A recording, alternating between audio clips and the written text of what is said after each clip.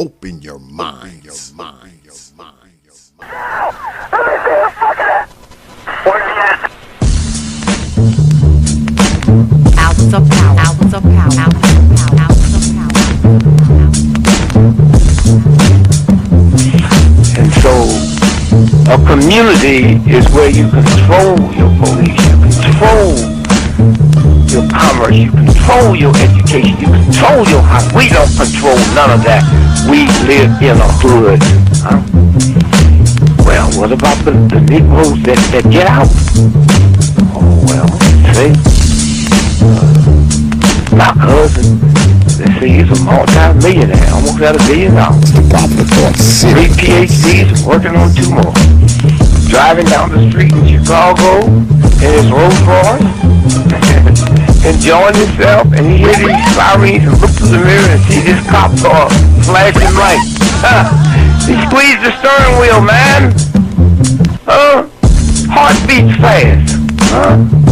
Because he knows the price of a Negro, what it could be. And then when that cop car passed him by, he said, thank God he wasn't after you in the first place, Paul. That Negro thing you can't get away from. It's universal. They wasn't coming after you.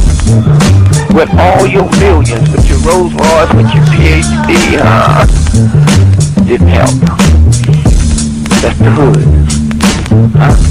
Why do you think you never pick up the paper until you leave over and over and see white families? You think of the thousands of black cops in America. Why don't you see white families crying as black cops shot my loved one 40 times in the back of the head? Why do you think black cops are that?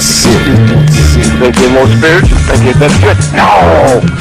They got enough sense to know that white folks ain't gonna tolerate it. And I will stop in our neighborhood when we decide we will not tolerate it. Now, if we was organized, which is hard to organize people who are just gonna run crazy and you don't know you're crazy.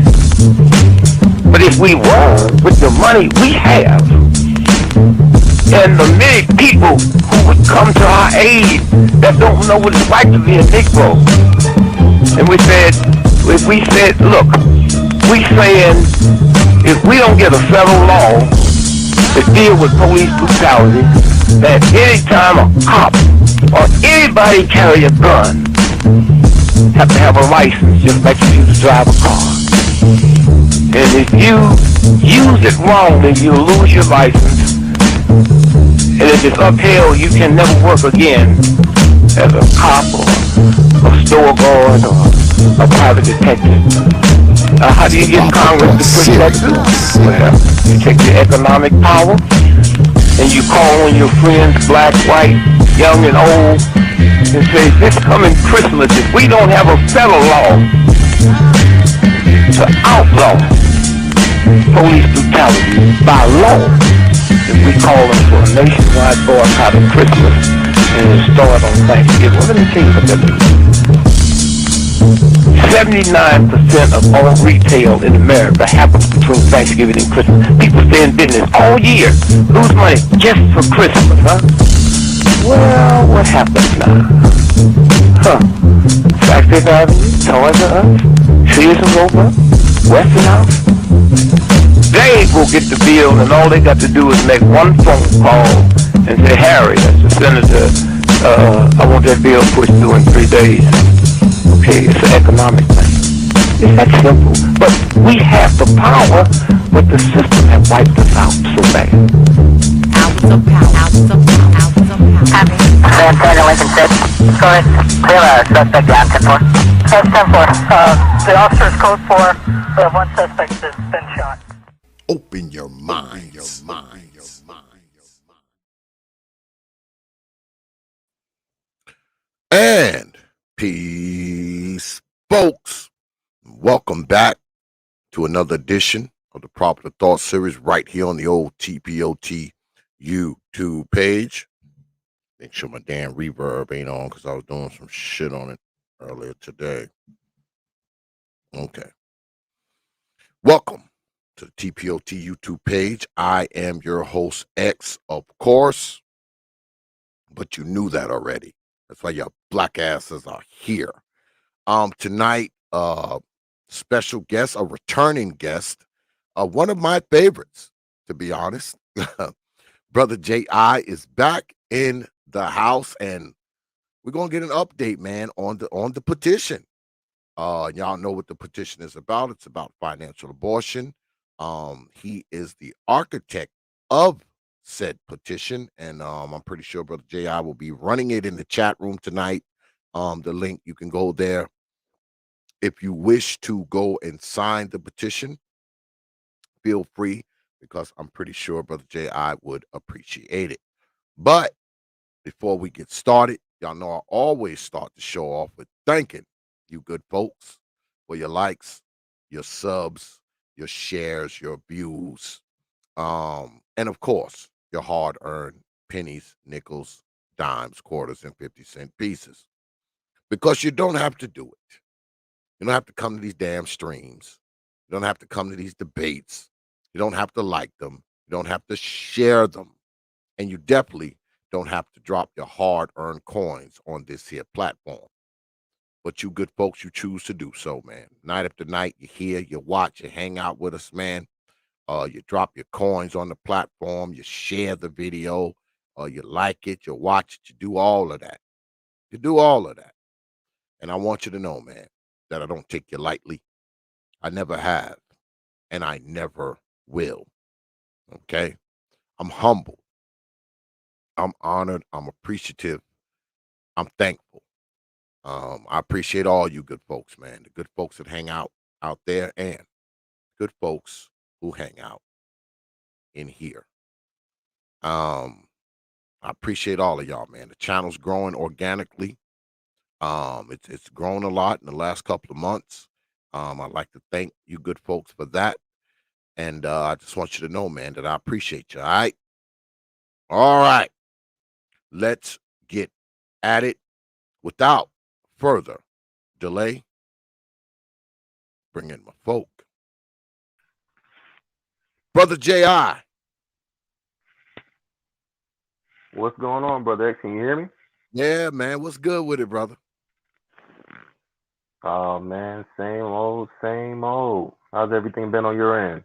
Well, so far so good, man. Fucking today though, god damn it, my fucking truck broke down and fucking in the middle of no fucking way. And I was like, God, you know. Oh, man. I have roadside, so they just came and they got it, and they just brought it, they just brought it to the house. So, I get to Right, fucking with it.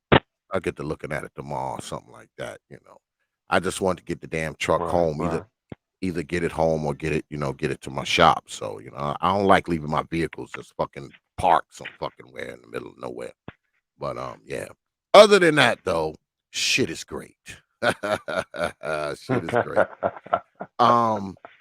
So you're here, brother. It's been a minute.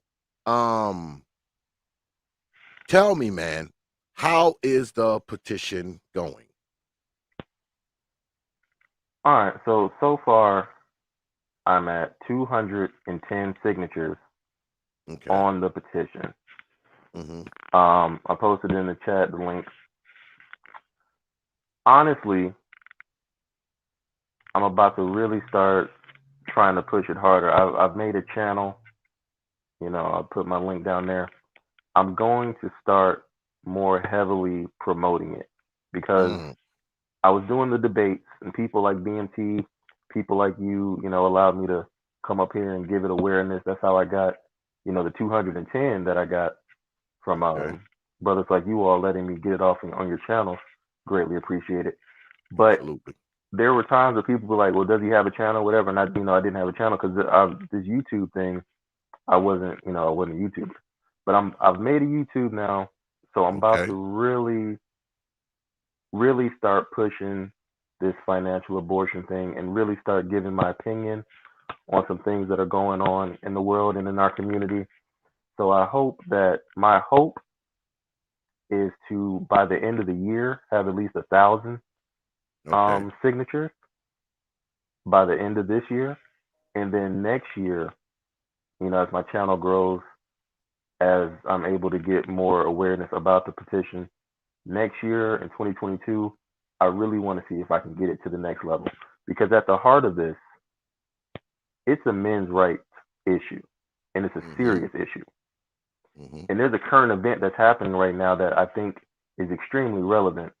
This whole thing with I know you've heard of it, Dr. Dre and his daughter, right? Yes. Yes. She's like in her Now, 30s and she's got kids and he ain't giving a shit.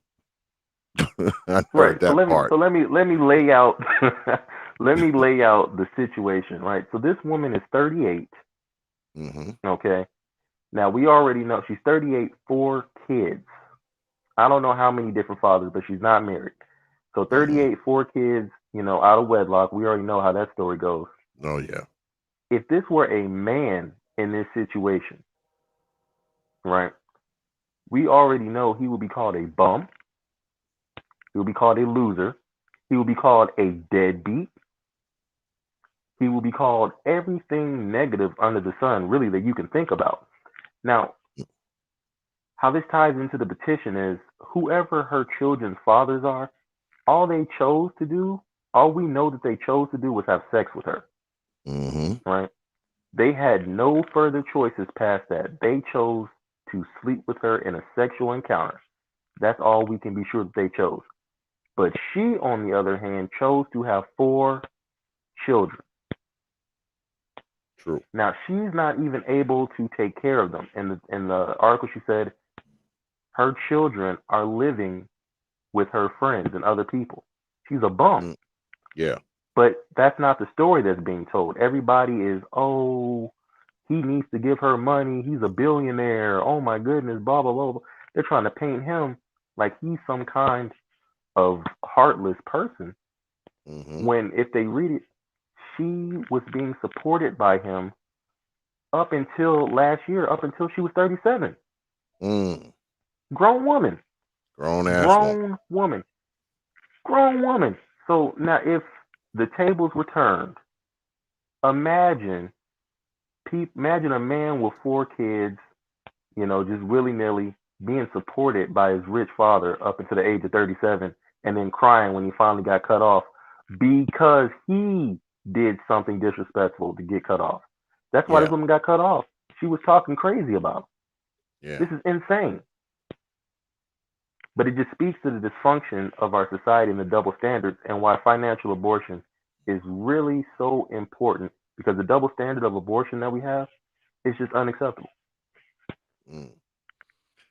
Yeah, man. It's like I mean shit, up until 37, shit, if you was a man getting supported by your father up until that age of 25, they'd be bitching and saying you were a loser and all this kind of nonsense. And Right. this speaks to what you say.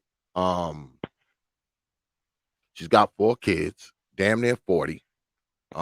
In reality, nobody should be supporting her ass at this point. Definitely not her parent. All right. I don't give a damn. I mean, I got kids in their 30s too, and guess what? I ain't supporting them Negroes and wouldn't support them if I was rich. If I was rich, I could have $1 billion. Motherfucker, I ain't taking care of your 30-year-old ass. All right. You got kids and all this old kind of nonsense, and I have to take care of the next Negro's kids just because they happen to be my grandkids through you? Like, no, no.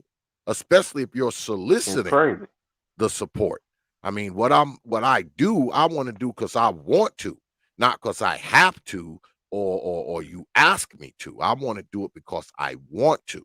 And then on top of that, I'm supporting you. I done bought you a house for you and your kids to live in and all this kind of nonsense. Probably bought her a car and everything else. And you're gonna get in the public square and talk Paid smack for a about, college.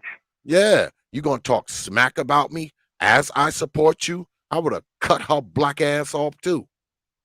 Get on up out of here, Exactly. girl.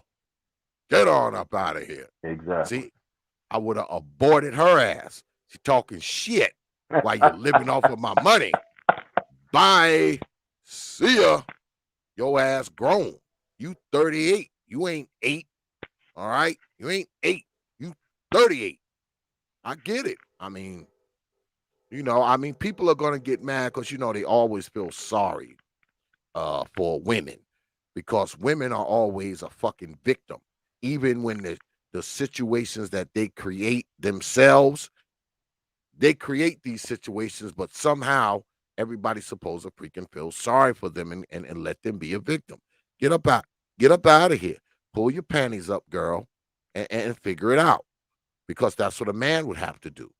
But people will tell you, oh, well, she's a woman, she shouldn't have the bullshit, man. I'm so sick of hearing about that shit, man. I'm so sick of hearing these fucking excuses that people let fucking women crawl up under all the goddamn time. Like, come on, man. Grow up. You're damn near 40. Your father shouldn't be taking care of you any fucking way. That's just the truth. I couldn't imagine my damn father taking care of me when I was like 35 or 30 or 25 or 20 for that matter. I couldn't imagine it. I couldn't imagine it. My old man would be like, boy, you need to get up out of here. All right. Get up out of here. And it wouldn't have mattered how much money could be falling in the backyard like it is on this backdrop. And guess what? Motherfuckers, you ain't getting damn dollar. You're not getting any dollars. But you make a good case Exactly. though, because like you said, all we know is that obviously she has 4 kids. So all we know is that she's been screwed. Okay, at least 4 times. At least.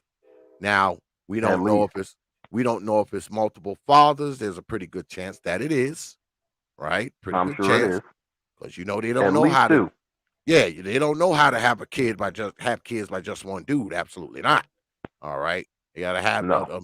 multiple baby daddies who ain't taking care of the goddamn kids. But that At being, least 2. yeah, that being said, like you said, those dudes may not have wanted to be fathers, but they don't have a choice. I talked about this last night with brother D Durrell. Shout out to D Durrell. He came on last night and we had this same conversation. And I was telling him, like, look, man, you know, I will give a woman one. Okay, one kid, you was in love, you thought y'all was gonna get married, you might have got married, your husband died, y'all got divorced, whatever. But to continue to have kids over and over and over and over and over, especially when you're talking about kids that your black ass can't afford to take care of. See, that's the crux, okay? You can go out there and Mhm. have as many damn kids as you want, but at the very least, have the resources, have the finances, have the structure to take care of them. At least have that before you start pumping them out, pumping them out, pumping them out. And that's what I was trying to explain to Brother D. Durrell last night. Now we know that's hardly ever the case. All right.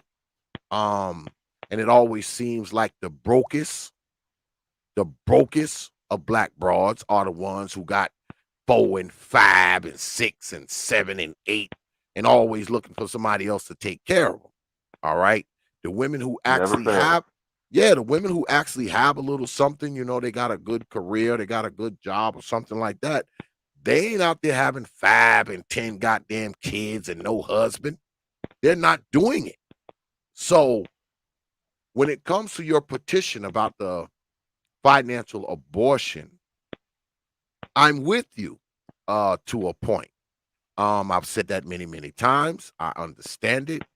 Uh, I think it's a possibility that it can go somewhere, but like I always said, it's gonna be a tough sell.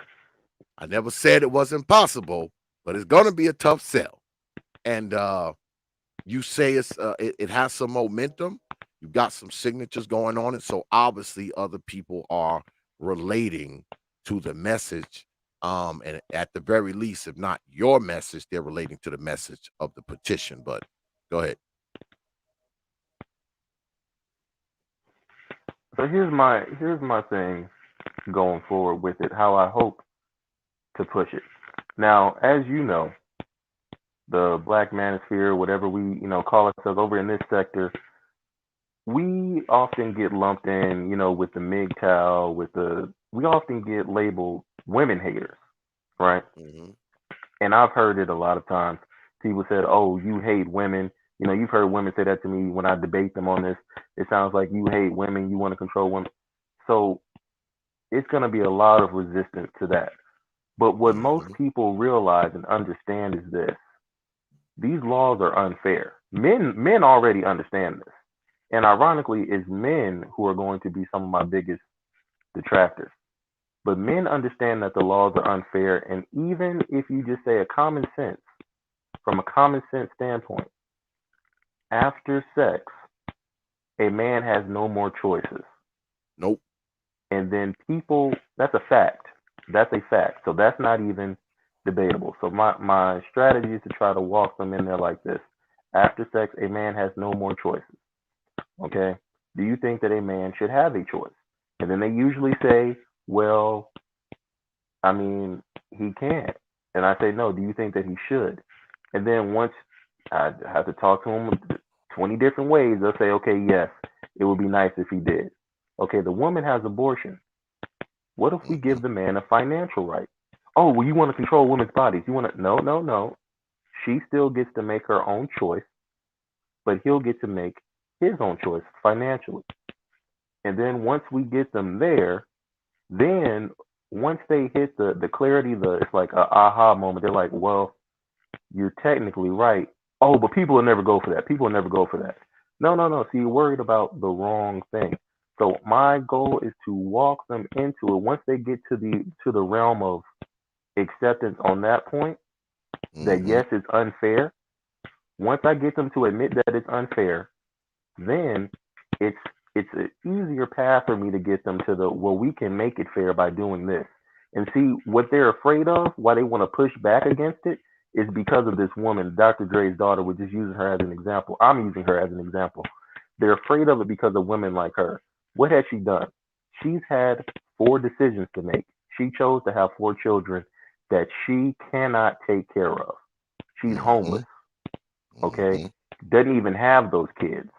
So what people's fear is, they move from the, okay, what is right and wrong. We understand it's not fair. They'll accept that, but then they'll say, okay, but for society's sake, we can't have that woman. We can't have Dr. Dre's daughter with those 4 kids by herself, okay, and with no man helping her. We have to make those fathers help her. And my argument to that is, no, no, no, no, no. We cannot treat women like children. Okay? Yeah. If a woman chooses 4 times to push a life out of her body, knowing her financial status, knowing she's not in a committed relationship, she's not married, knowing that this is going to be an exponential burden to the children she already has and she's already struggling. If she does that 4 times, that is her God given right. But that does not condemn the men to suffer with her. Because just like those men couldn't stop her from having them, those men also could not force her to have them if she did not want to. So she made a choice here in America. She made a choice. So we cannot continue to treat women like children, okay? I Saying, okay, agree. we're going to bind the men to her choices, but taking away the man's sovereignty in his own life. And once people accept that, and I get them off of the welfare argument, I tell them that what you're talking about, what people jump to is a welfare argument. They'll Yep. jump to, well, somebody's got to take care of the kids. Yeah, she needs to take care of those Yeah. kids Yeah. Her. because she chose them. If we're going to be a fair society, go ahead. No, I said, yeah, her. She needs to take care of Yeah, him. her. If she, She needs to especially if take she, care of because she chose to. yes, she makes a unilateral decision on having a kid, notwithstanding all the 30 some odd birth control, the morning after pill, and all that kind of stuff. So she made a choice there. Okay, she chose not to take the morning after pill. She chose to not have an IUD. She chose not to have the patch. She chose not to be on birth control. She chose not to have Norform, etc., etc. She already made a choice already. Now, people will say, oh, well, the guy Right. made a choice too. But guess what?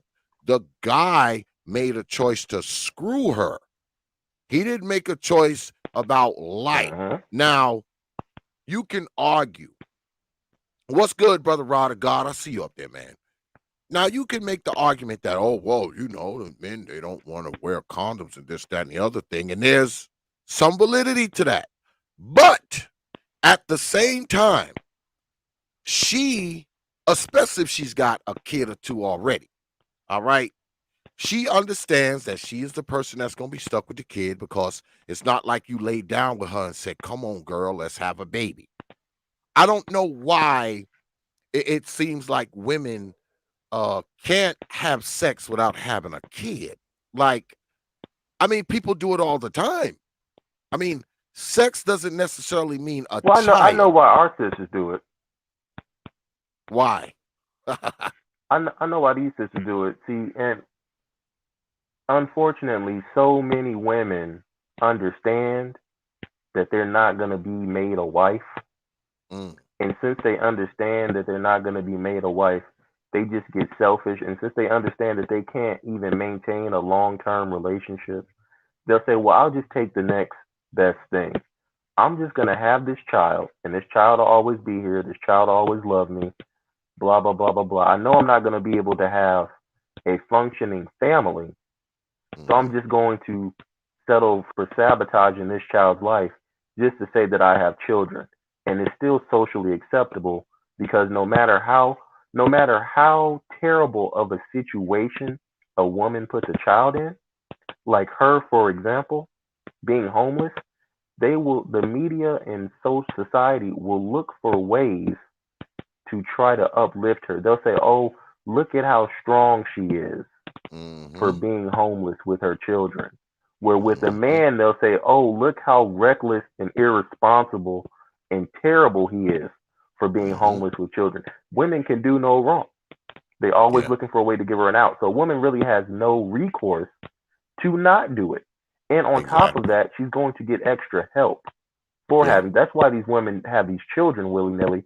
Because if every woman saw Dr. Dre's daughter, and was like, "This is the end path of having these children. I'm be homeless," they wouldn't do it. true, They true, wouldn't do it. true. Because you gotta look at it, right? Okay. Her father's rich, obviously a very wealthy man. Okay, very wealthy guy. But Oh yeah, if I would venture to say, is the reason why she went ahead and had the kids is because she had a wealthy billionaire father. If you really want to get down to the nitty gritty, oh um, yeah, oh she, yeah. I think she went ahead and said, "Hell, what the hell? I might as well go ahead and have these babies, because my father's a billionaire." But that leads the question of, what about the women who don't have fathers as millionaire fathers, billionaire fathers? Now, she probably had different, she probably had different reasons. Okay, along with the reasons that other, like you said, they just have a kid for the sake of having a kid. I think a lot of these women just go ahead and have a kid for the sake of having a kid. All right, because let's be honest here. Women that have a lot of shit going on in their life tend not to get pregnant. It's not like they're not fucking. All right. Grown ass women out there fucking. But if they're a woman that's got something going on in their life, most of them aren't going to be having a baby, and they definitely not going to have multiple babies by multiple damn dudes just because they laid down with them. A lot of these chicks just don't Nope. have shit going on in their life. Pregnancy doesn't get in the way of anything. Exactly. If you're a woman that's got something going on in her life, you getting pregnant would be in the way.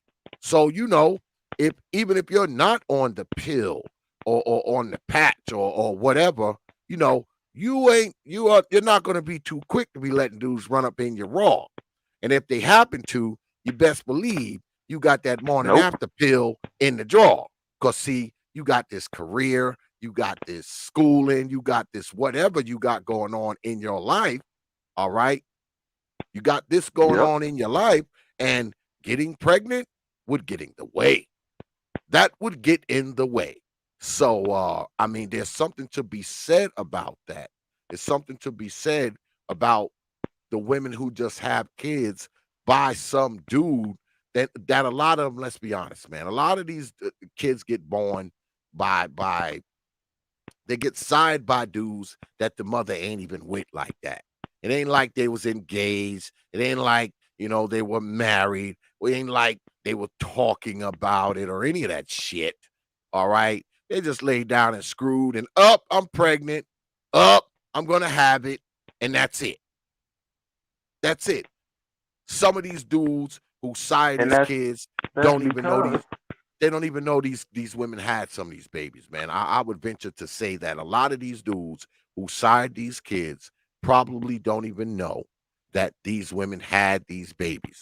Because guess what? A lot of these damn hoes don't even remember the guy's name. He was just some dude that freaking smashed him out in the back seat of his car while it was parked in the parking lot of the club and shit. So, but go ahead.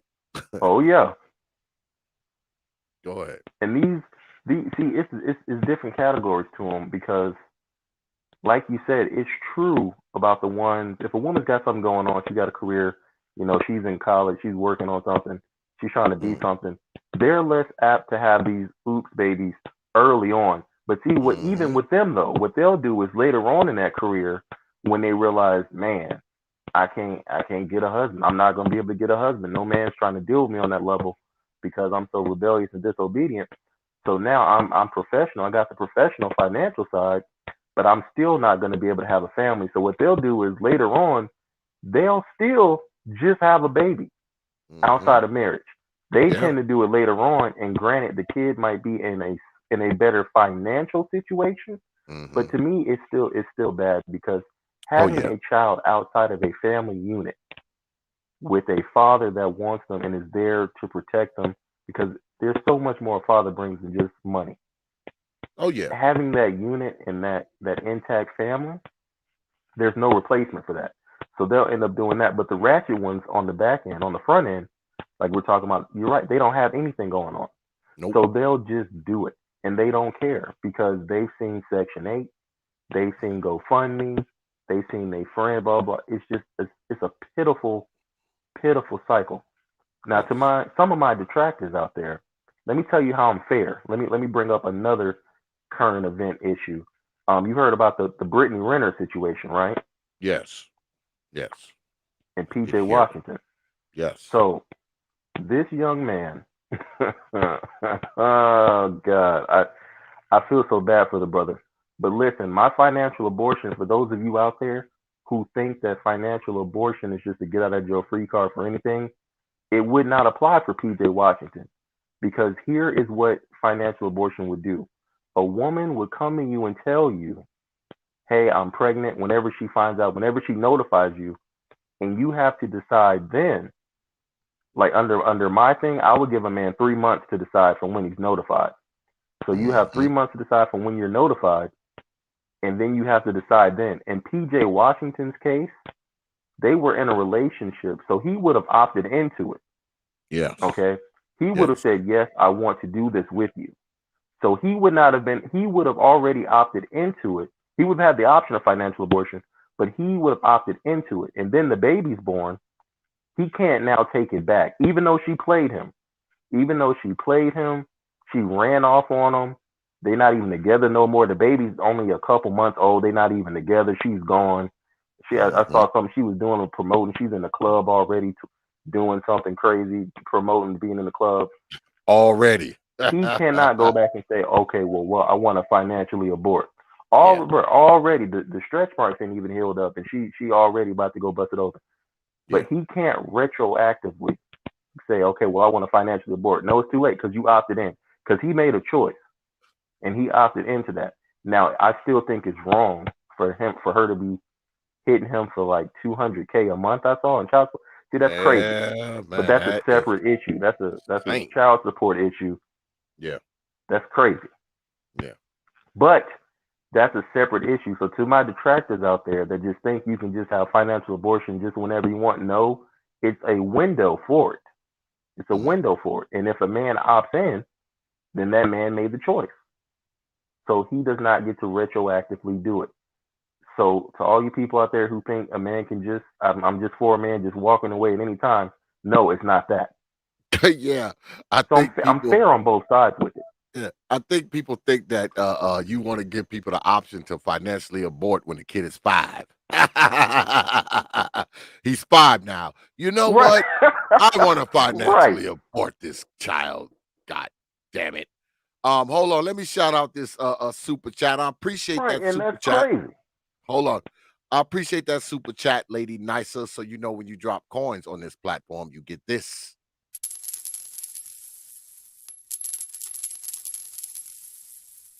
I appreciate you dropping your hard-earned coins on this platform. Yeah, I think that is part and parcel what people probably can't get past. But you've always spoke of a window. You've never said, "Oh, well, you know, you can financially abort when the kid is 12." You've never said that. You've always spoke of a window. So you've always spoke, you know, you got a short Yeah, amount of people be time. hearing what they want to hear. You got a short amount of time. You can't do it when the kid's 15. You're like, yeah, you know, I took care of him for 15 years, but now I Right. want to now I want to financially abort this little Negro. Oh, what's good? What's good, brother Perfect Black? See my Shot Town brother up there. Yeah, man. I mean, so since you've started it, you know, because I know it's been a while since you started it. Have you gotten people emailing Yes. you and all this kind of stuff, talking about, oh, you need to shut up, you're crazy, you know, et cetera, et cetera. Has that happened, or has it been more of, hey, brother JR, I'm with you, man. You know, I'm a sign this shit. See, all the interaction I had, because I didn't have a channel, I just was sending people to a petition. So Hmm. all the reaction I've gotten has been in real time. So I haven't gotten any emails or anything because I didn't put up any emails or anything. But all the Okay. people that I've interacted with in real time, some of them are for it and some of them have been with it. I've been called all manner of things. I've been called a monster. I've been called a deadbeat, even though I don't even have kids. I've been called a hater of black women, and this is what's so interesting. Not once do I mention race in the petition or anything. When I talk about it, I don't even mention race, but they Hmm. instantly say that I'm attacking black women. Some chick left a comment on my channel today talking about you got a hate black women channel, and the video I don't even mention race. Well, So they it's they really know. baffling to me. You know why they do that, brothers JI, because they are Yeah, I do. these old mamas. They know it's them. They know they are the ones who are always pumping them out haphazardly. Who does it more at the highest percentage? This is why they are at the top when it comes to the percentage of freaking babies just pumped out. We know that the highest percentage of bastard baby factories are black broads. Let's be honest here. That you know, people won't say it because people will say Yeah. this this is the hang up with with us black folks. Okay, I know because I used to have this hang up too, and then one day I woke the fuck up. Right? They say, oh well, you know, Right. they're children and we need more kids and we need this and need that because see there's never been any stigma attached to black people just having kids. No one cares if the kids are growing up in poverty. No one cares if the kids are being abused. No one cares if these kids are living in the worst of conditions and going to the worst of schools and the freaking amount of black children that get touched and Yep. molested and all that kind of stuff. No one cares about that. They just say, have kids. You need to have kids. I hear people that I know say that. Oh, y'all should just have kids. Just have kids. What the fuck are you talking about? Why don't you say have kids within the confines of a family? Nope. You don't hear that shit. All you hear, oh, have kids, have kids. Because it's almost No, as if, they're not going for that. yeah, it's almost as if having fucking kids is some rite of passage for us or some shit. And it's the stupidest of fucking things because you got a bunch of kids growing up in an environment where a lot of them are not being taken care of. A lot of them are living in the throes of poverty. So if they're living in the throes of poverty, they're probably living in the worst of neighborhoods. If they're living in the worst of neighborhoods, they're going to the worst of schools. If they're going to the worst of schools, they're getting the worst of freaking education. And if they're in that environment, if they're inside that freaking environment, those are the children who are most vulnerable to being molested, to being touched, to have things happen to them. All that shit is combined, man. It all correlates. It all correlates, man. The kids that are most likely to get molested are kids that live with a single mother and don't have access to a father. Those kids, those kids are more likely to have that happen to them than any other kid is. For the simple fact that they live in there with their old mammy and they don't have access to a man. Okay? They don't have access to their father.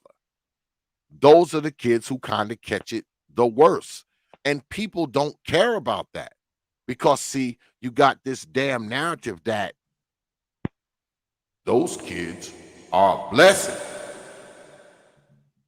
A blessing for who? A blessing for, they're a blessing for you while you got them living in some ran down roach and rat freaking infested freaking apartment and they're barely eating? Where's the blessing in that? Where is it? Someone explain it to me. Where is the Nowhere. blessing in this crap? But we as black folks, long as you have kids, you're doing your duty for black society, which is the stupidest fucking thing in the world, especially when them kids are growing up and they're suffering their whole childhood. But go ahead, you got it. And I think that is some of the worst child abuse you can do. To have a child outside of the confines of a marriage, me personally, I don't think you should get any type of welfare or government assistance. Okay, if you have children, if you have children outside of marriage, because to me, it should be treated as you made this decision, you had children, you must have been so financially set, like, so well off that you felt you could do this alone. And there are some women who do it alone because they have the financial means.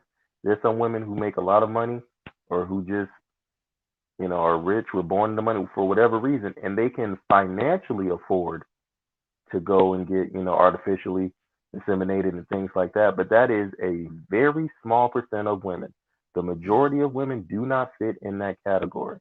And for them to have these children outside of the confines of marriage, I think it should be labeled as child abuse off the bat. I think that is because you're setting that child up for a lifetime of hardship and struggle. And then somehow you're supposed to be thanked for it, which is disgusting to me. But I think that the climate is going to change. And once it swings, this pendulum swings back the other way. Okay, because right now we're in this kind of season of madness where everybody's like, oh, women can do no wrong, blah, blah, blah, blah, blah. But as we start seeing more and more of these outcomes, people are going to be like, okay, if you want true equality, then men do deserve a right to say they don't want to be children. I mean, they don't want to be fathers. So financial abortion is going to become less and less of a bad thing as we view women as quote unquote strong and independent. Mm-hmm. People are going to start to say, hey, well, if you're so strong, you don't need a man. And since they've been saying it for so long, I believe men will be able to use that to our advantage to get these laws changed. Like, hey, you don't need a man. Why do you think a man has to pay child? That's sexist. If we can try to, use some of that kind of spin, hey, she's strong enough to do it by herself. She doesn't need a man. So let her financially not need a man. I believe that that's going to be one of the pillars, one of the things that plays into making financial abortion come to fruition. Because I strongly believe it's going to happen.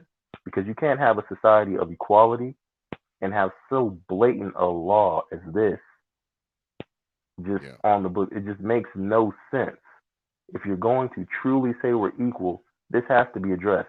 And I hope that my channel can grow and this petition can really grow to get some real attention and some real traction, which isn't unheard of. There have been things go viral on YouTube and things, and then, they're talking about it on the news and it gets picked up.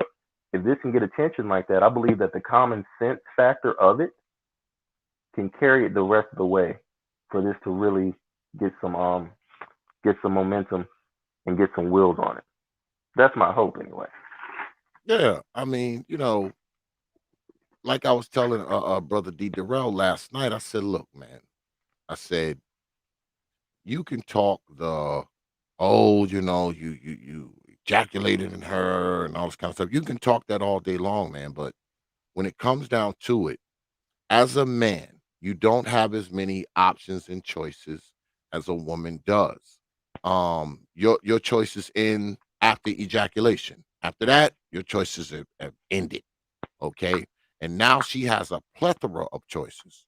Right. Just like she had a plethora of choices before y'all even had sex. She had more choices than you before y'all even engaged in sexual intercourse. Because I say again, she got like 20, 30 different kinds of birth control. All right. They even making designer birth controls nowadays with cool commercials and R&B music playing. That's the truth. They got these cool commercials and oh, did you make sure you took it today? It's okay if you forgot because you're covered for the next week. They got all that shit going on. Before y'all even have sex, she got all these different crazy choices. Yep. And then once y'all do happen to engage in sex, guess what? She still has more choices than you. So being that she has the greater amount of choices when it comes to reproduction, I think that the burden is higher on her. And that's what I was telling him last night.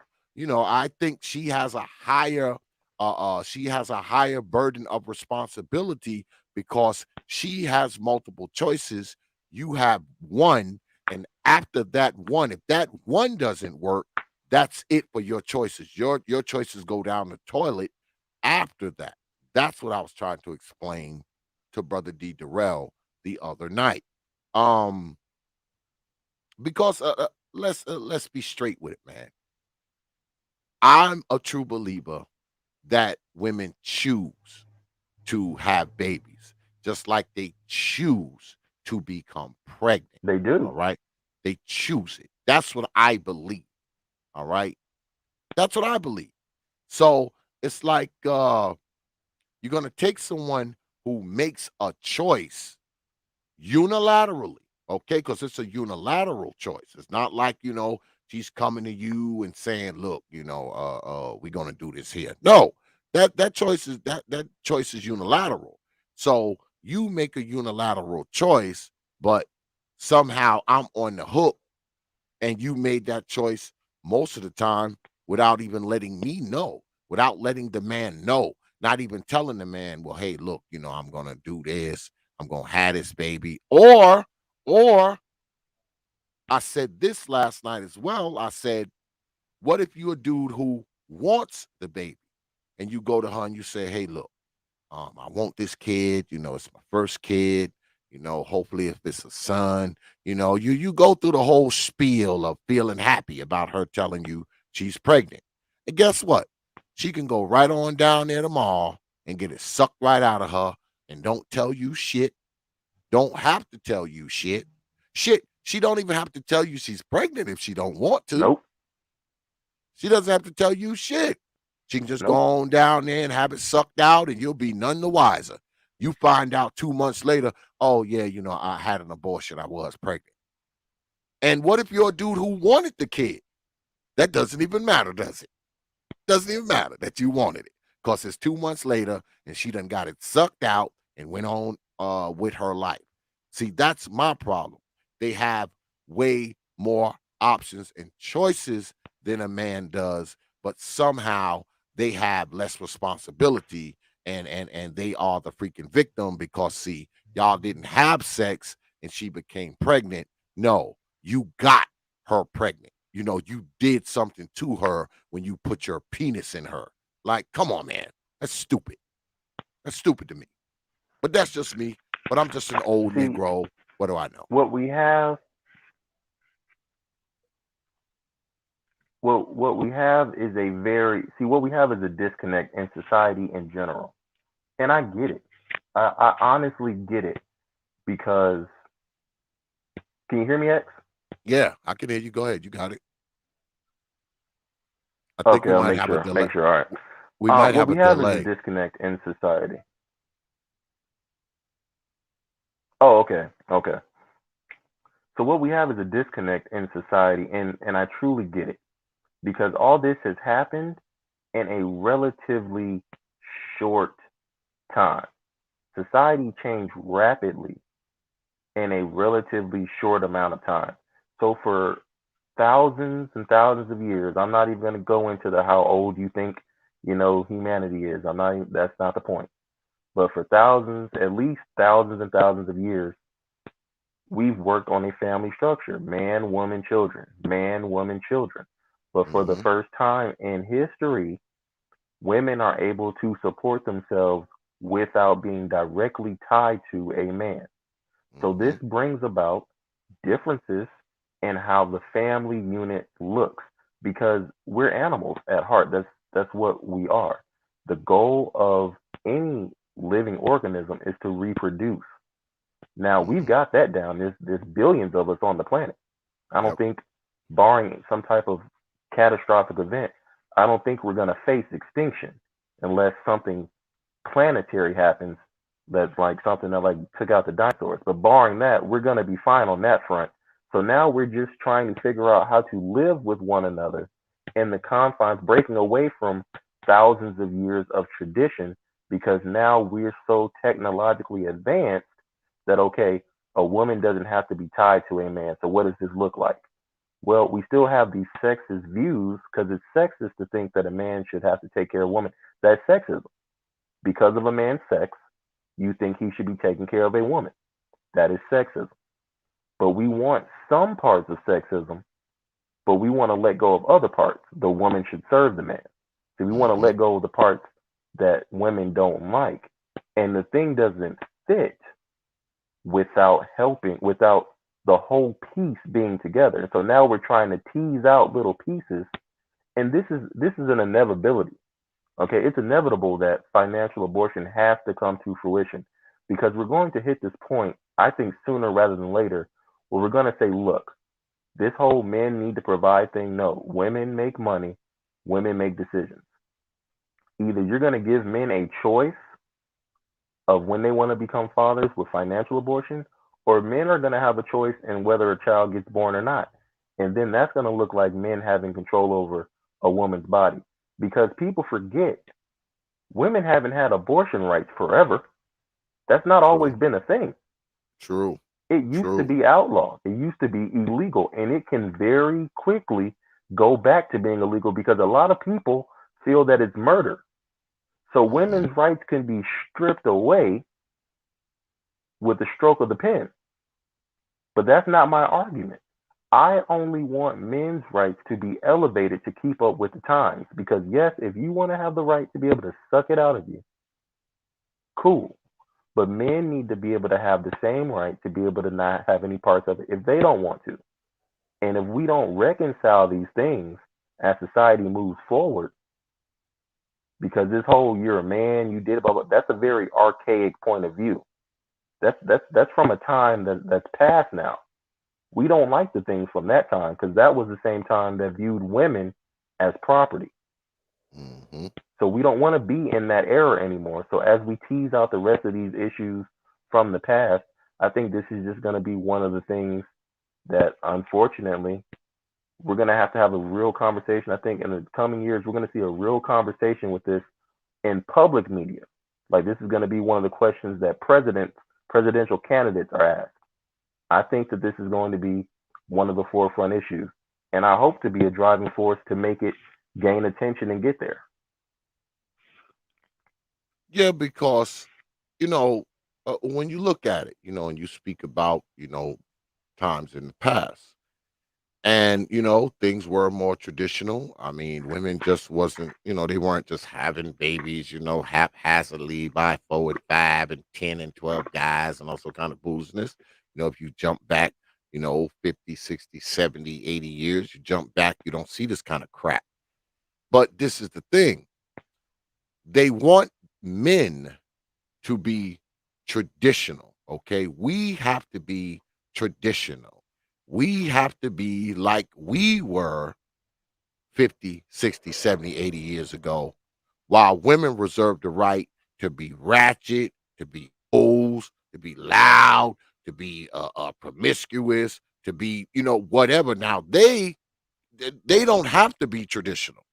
They don't have to, like you said, be with a man and submit to a man and live with a man and live under his order, live under his rules, live under his guidance, counsel, instruction. No, they don't want to have to do any of that, but they need men to be quote unquote traditional. And to me,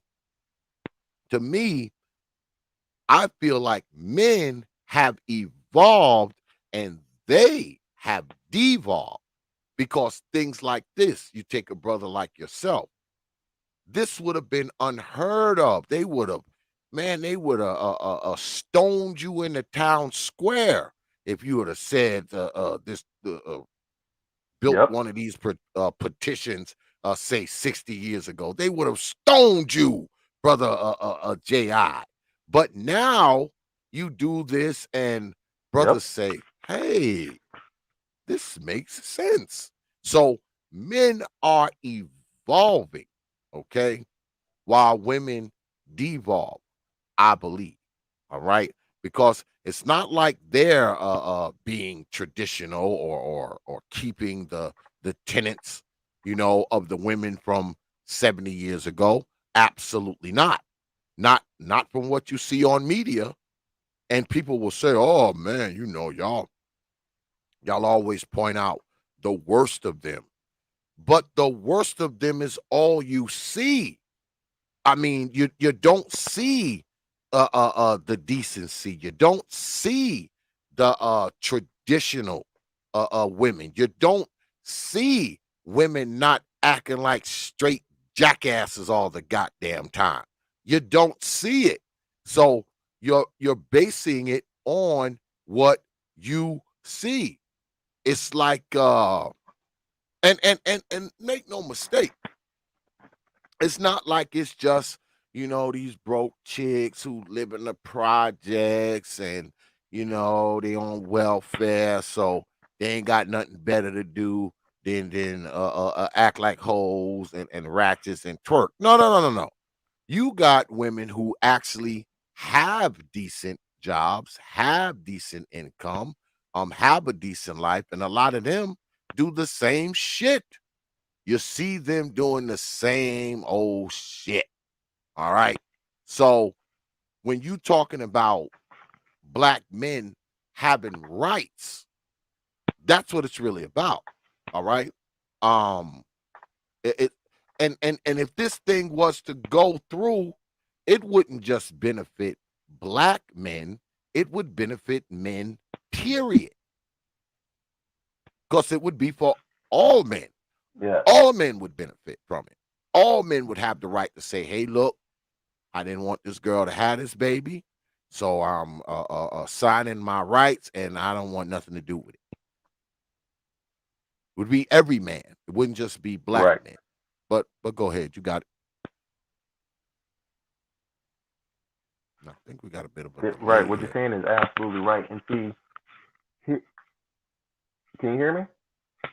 Yeah, I can hear you. I think we got a little. Won't I'm you trying to hop see. down and hop down and hop back up, brother Ji? Because I think we got a bit of like like a 15-second lag or something. All right. Yeah, I mean, Brother J.I.'s been on this channel multiple times, and me personally, I don't have a problem with it. I don't. And I don't just say that because, I'm not out there screwing hoes and shit like that, but I say it because I believe a man should have um equal, okay, parenting rights. Just like she has the right to not be a parent if she doesn't want to, I think a man should have the equal rights. Because see, you can't force her to be a mother, all right?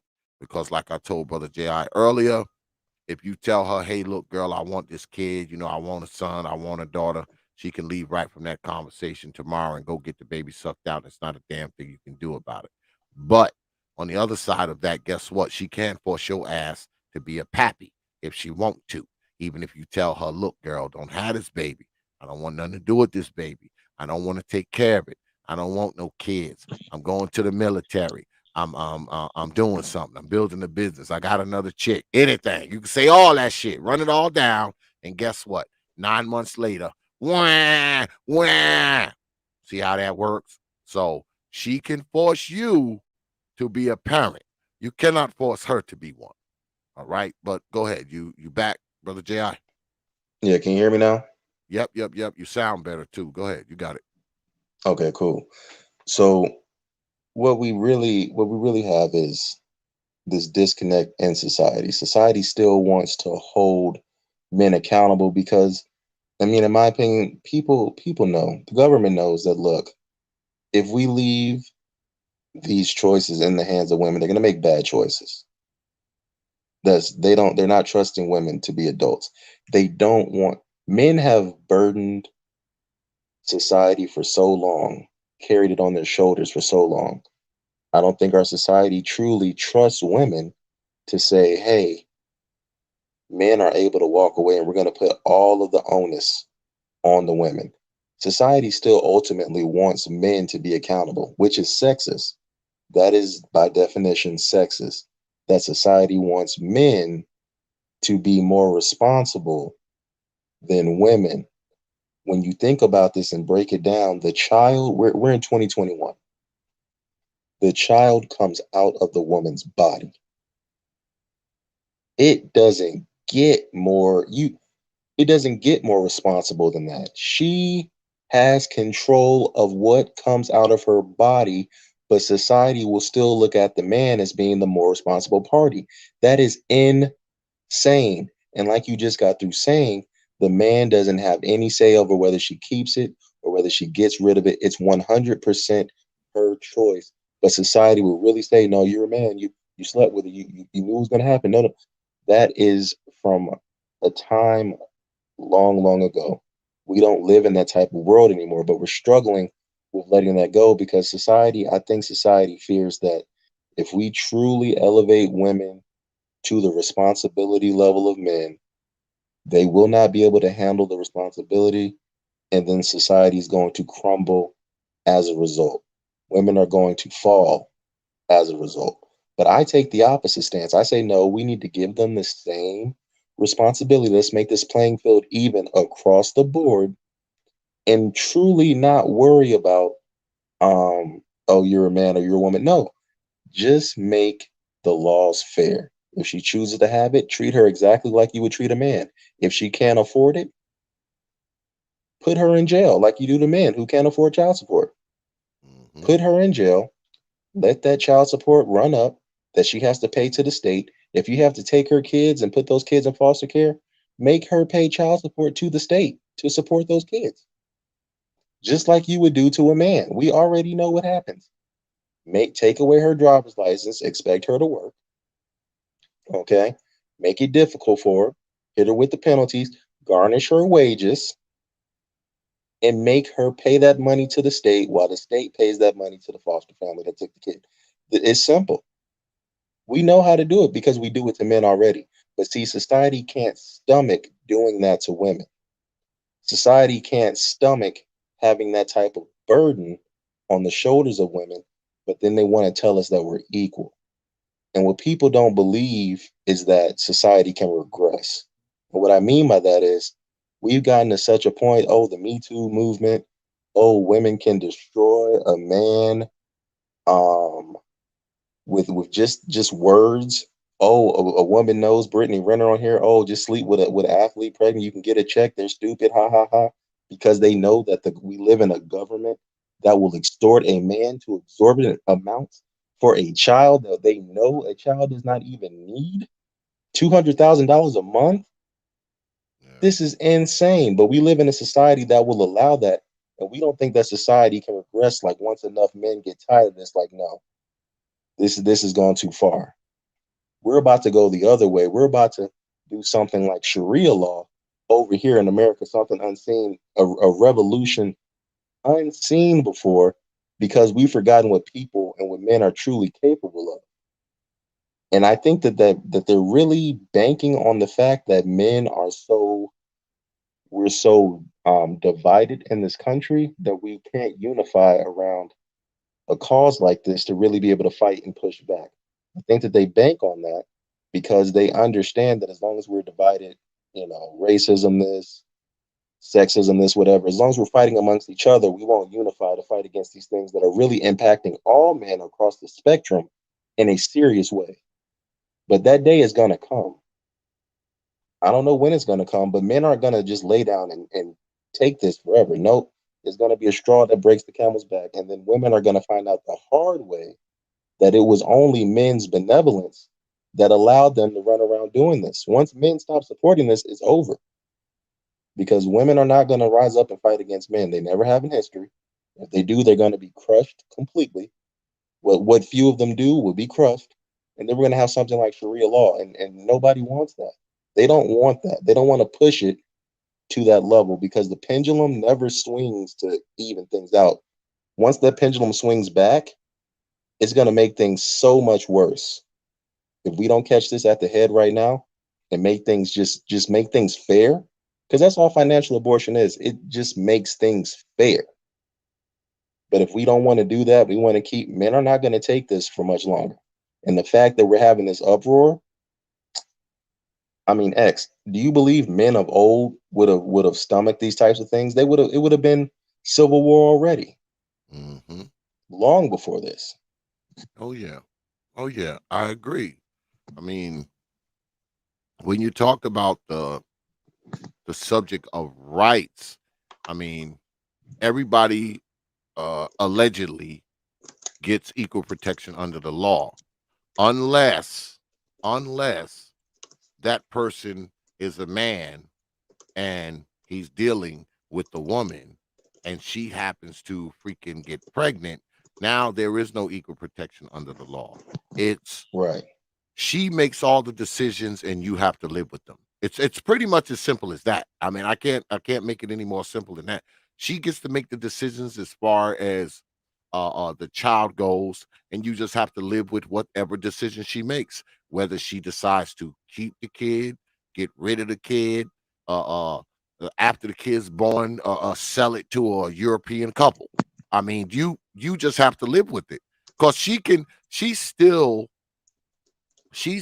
has complete and total rights even after she has the baby because like I said, she can take that baby and let some Russian couple adopt it. She can give that baby to her mama.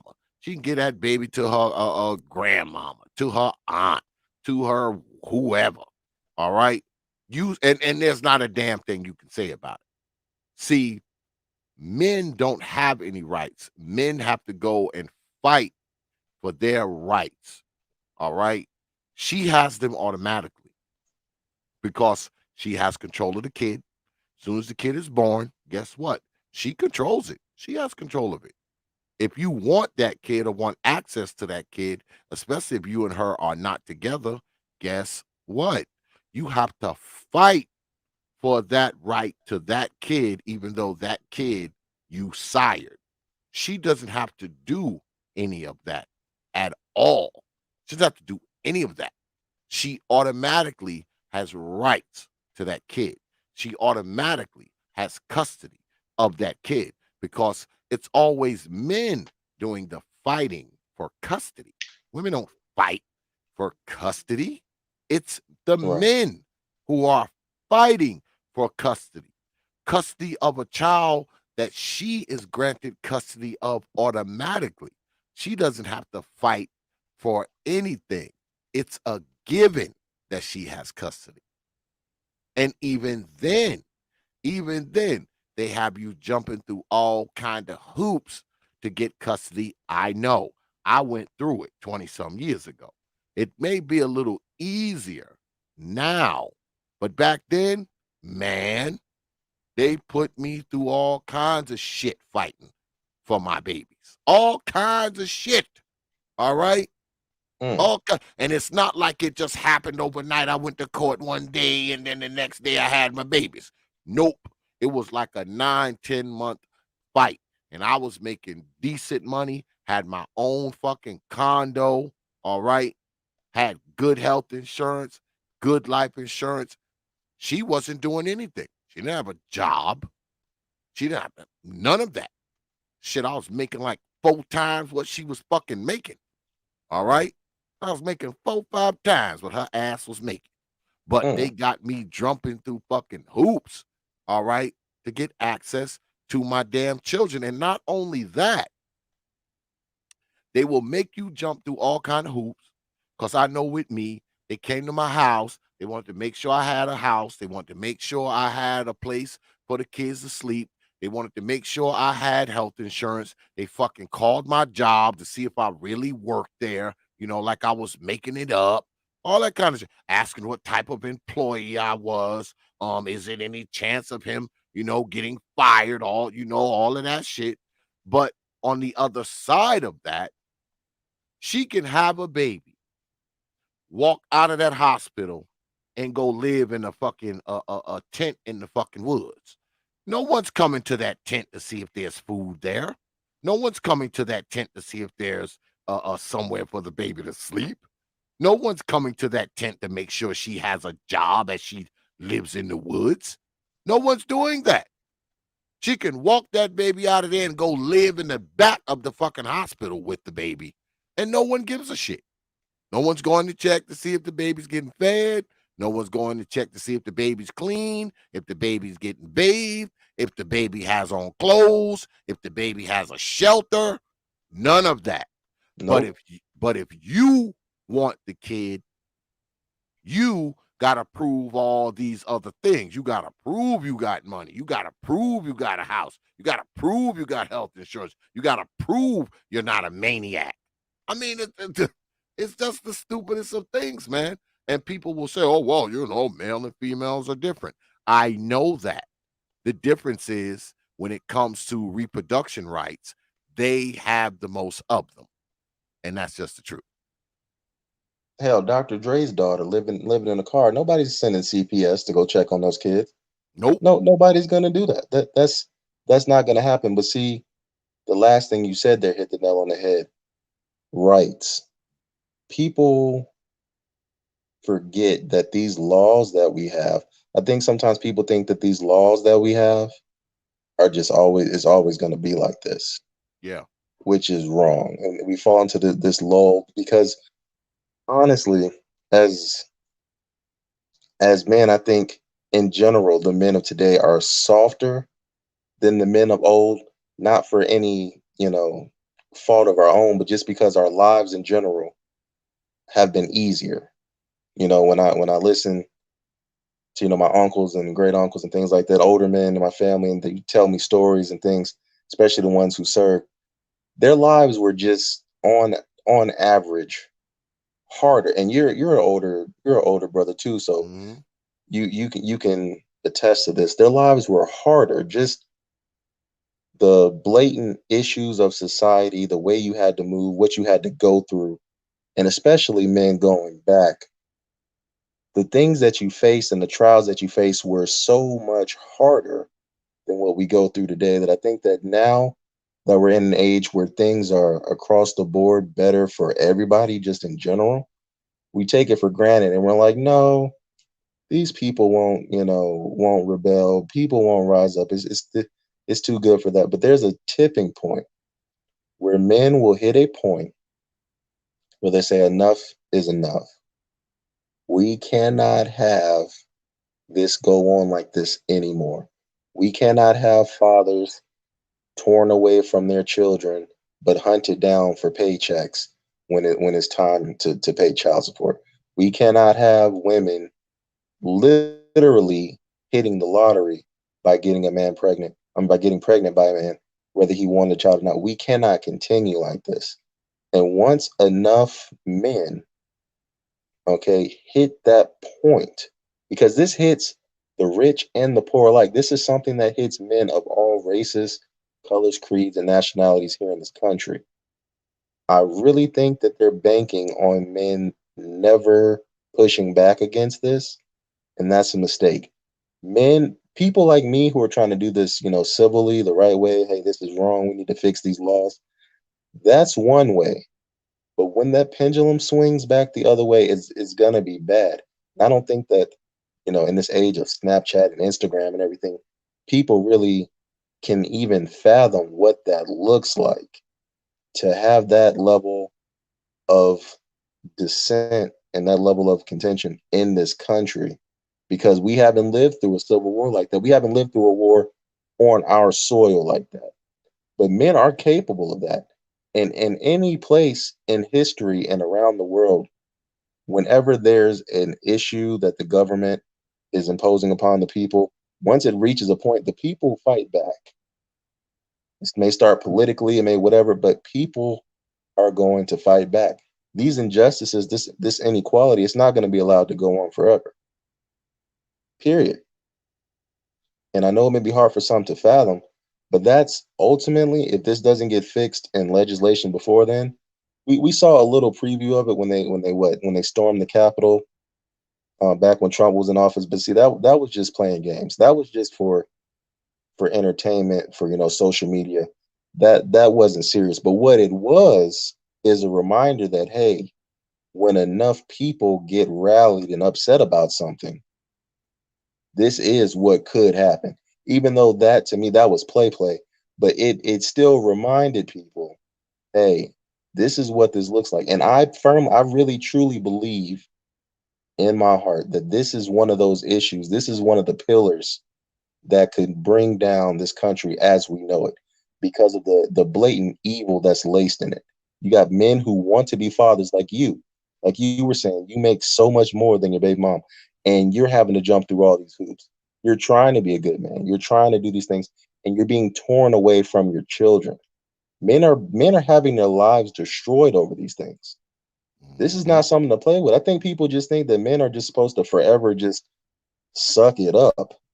And I know that that is not the case. Men are not going to forever lay down and just take this abuse. And it's going to be bad once it swings the other way. And I think that before it gets there, I think that people who are speaking out, like with my petition, I think it'll be able to gain ground and become a serious conversation, because something has to change. It just has to. Yeah, because I mean, at some point, you have to look at it and you have to say, well, we shouldn't be forcing people um to be parents. We're not forcing women to be parents. Women fought many years ago to be able to have the right to not be a parent if they don't want to. All right. Like you were saying earlier, I mean, aborting a child used to be illegal. You had to go in some back alley and they did it with a clothes hanger type shit, you know? Um, but now you can go and you can get rid of a kid, right? There's, I'll say again, multiple forms of birth control. Now they have the morning after pill. They have that. So it's not like there is no other option. Go ahead. She had the baby. There is no other options. That's not true. There should be an option for men who do not want to be a father. no matter what the circumstances. I mean, you can do the nuances, in the literature, but I don't think a man should be forced to be a father if he doesn't want to. And no one's saying, she has to go and kill the kid after she have it if she don't want to. No one's saying that. But if the man says, "You know what? I didn't want this kid. I'm signing this here paper. I won't be in the kid's life. Uh, just let me go ahead and do my thing." All right. I don't see anything wrong with that because you have men. I know men, and I've seen this multiple times. You have men who they pay the child support and say, I give you this check every month, but I don't want shit to do with this kid. Men say that. There are men who say that. All right. So I think that option should also be open for people who just don't want to be bothered with the kid at all. All right. Now, mind you, I am a person who feels like uh there are a lot of black children in this world who are being abused, who are being molested, being mistreated, being neglected. Yes, I talk about it a lot. And I think a lot of those children who find themselves in those predicaments are often children who were just children of men who sired them, who didn't want children, who didn't want to be bothered with the whole situation, who didn't want their old black ass mama. He didn't want her. He didn't want her for the rest of his life. He wanted her for the rest of the night. He wanted her for the rest of the night. So now he's tied to her for the rest of his life because, once again, the decision for a woman to get pregnant, to have a child, to do whatever is unilateral. All right. The decision is a unilateral decision. So if you're going to allow women to be able to make unilateral decisions, that decision, any decision after that should also be unilateral. It should be. Just like she'll make a unilateral decision to kill it, to give it to her mom, to give it to her grandmom, to give it to her aunt, to let some freaking French couple adopt it.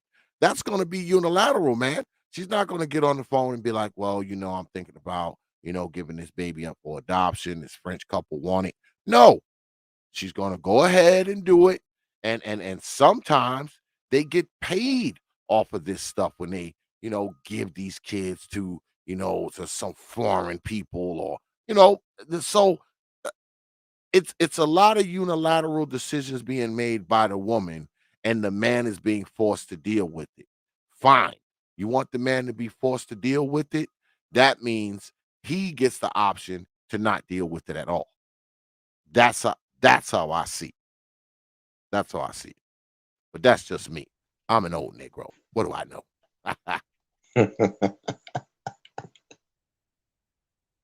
Man, I agree with we're in agreement on this topic, which is nice because some of the some older people they're still entrenched in that whole heavy gender role thing. Is heavily sexist. It's heavily men should do this, women should do because they were raised and programmed that way largely.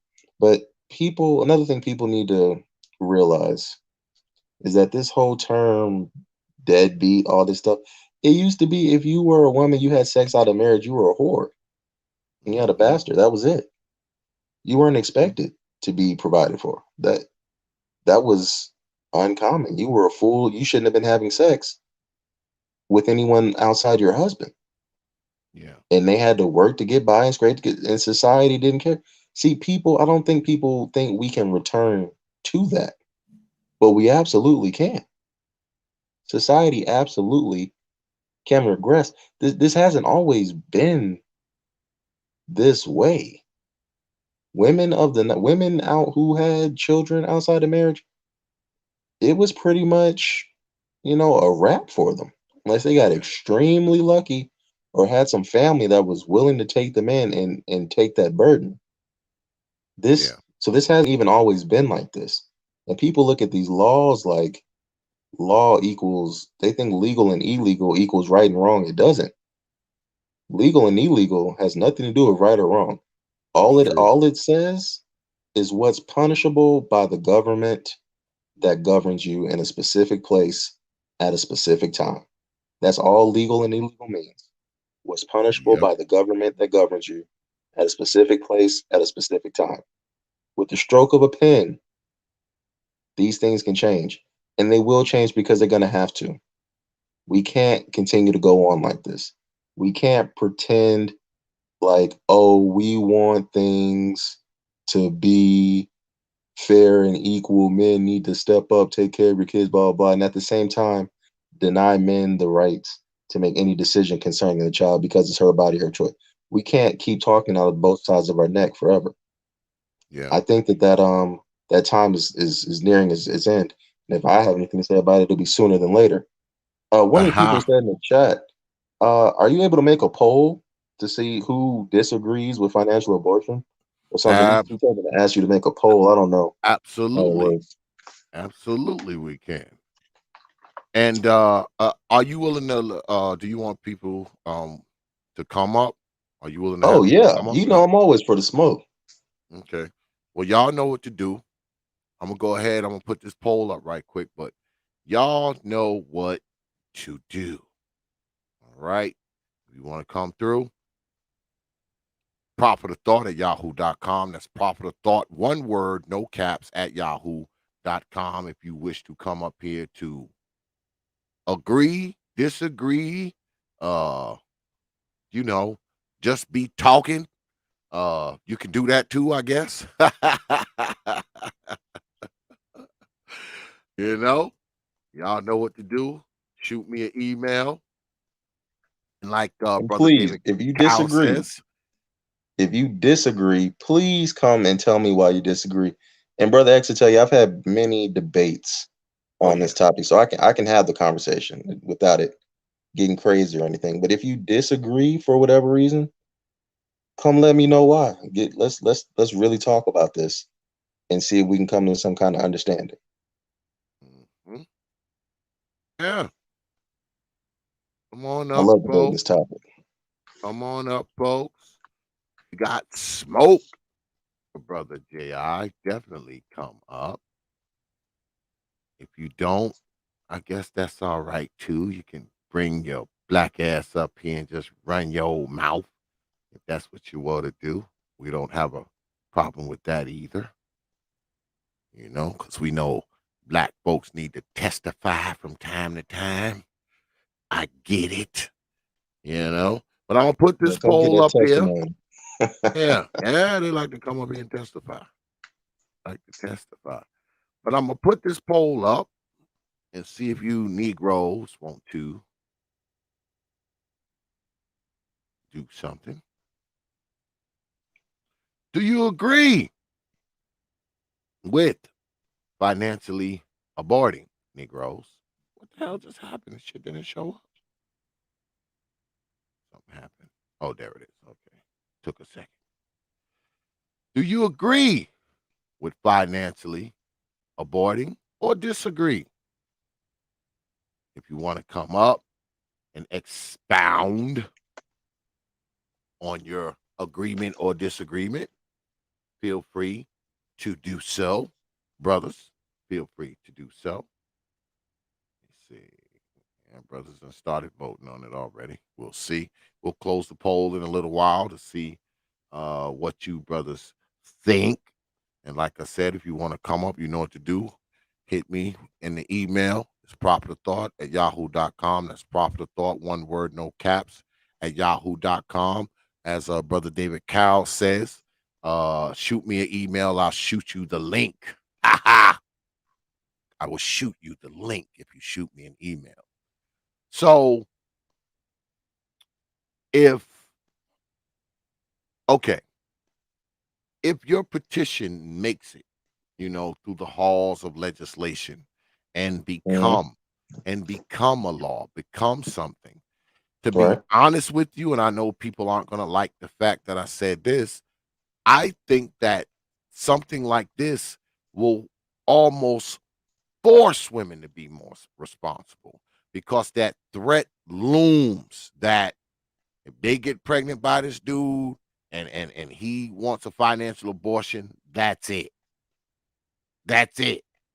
Likewise, I've always said that if a woman has a kid and more fathers start coming in and taking custody of these kids, I think that women will be a lot more responsible when it comes to this type of thing because the threat looms that the baby can be taken away. The threat looms that the brother can financially abort. The threat looms that she can't hang shit around his neck. That threat is there. So women will have to be a little more responsible if this thing manifests into something. They won't have any choice but to be more responsible, especially when it comes to reproduction. Now they'll still be out there twerking on tables and doing all kinds of bullshit like that and screwing Negroes. I'm not talking about, be responsible people because I don't think that's ever going to happen. But far as reproduction goes, they would be forced to be more responsible because the threat of this looms. It's there. All right. It's there. There's consequences. Okay. There are future consequences if you just go ahead and find yourself pregnant by some damn dude that you met in the damn bar and he took you out and smashed you on the bed of his F-150. So I mean, we have to look at this bigger. All right, we have to look at it bigger. And see, I've never been against it. I've never been against Brother J.I.'s petition, and I've caught heat for, oh, X, how can you agree with J.I.? You're a father, you're a grandfather, you have daughters. And let me tell you something. If my daughters is out there getting smashed on the bed of somebody's F-150, all right. All right. If she's out there getting smashed on the back of someone's F-150, being irresponsible, guess what? I can't jump up now and say, okay, young man, you need to go and take care of my grandchild, that you smashed my daughter one night behind the freaking club. So now I gotta go find him with a shotgun, some dude that I don't even know who he is because she probably doesn't either. So I mean, we have to hold people to some degree of standard. We always hear people get up here and talk about code. Oh, y'all off code. You ain't on code. You ain't on. But what about these other codes? Are there no codes for this kind of stuff? If your daughter is doing off code shit, why should we have to support the off code shit? Because she's your daughter, because she's your sister, because she's your female cousin or whoever the hell she is. She did some off code shit. She got smashed in the bathroom of a nightclub. And now she's pregnant because of that smashing in the club. So now what? We need to get mad at the guy who smashed her now? We got to get mad at him? That whole thing, it takes two.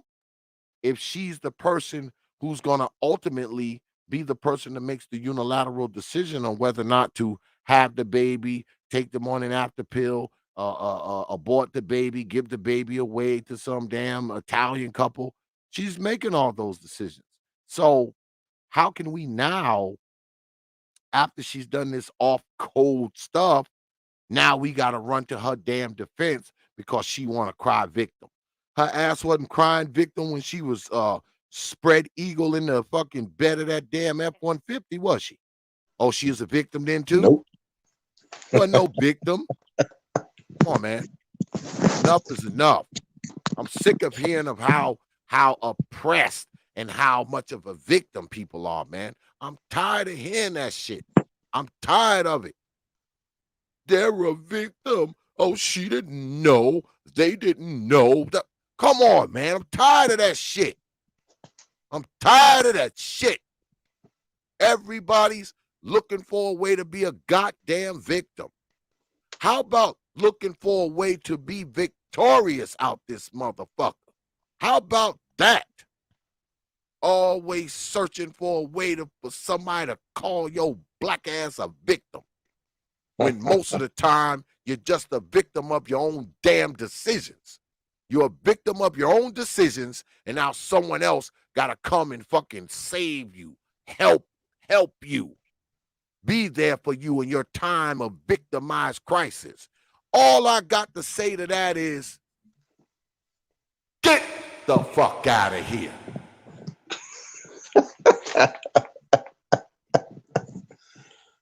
Man, you're absolutely right.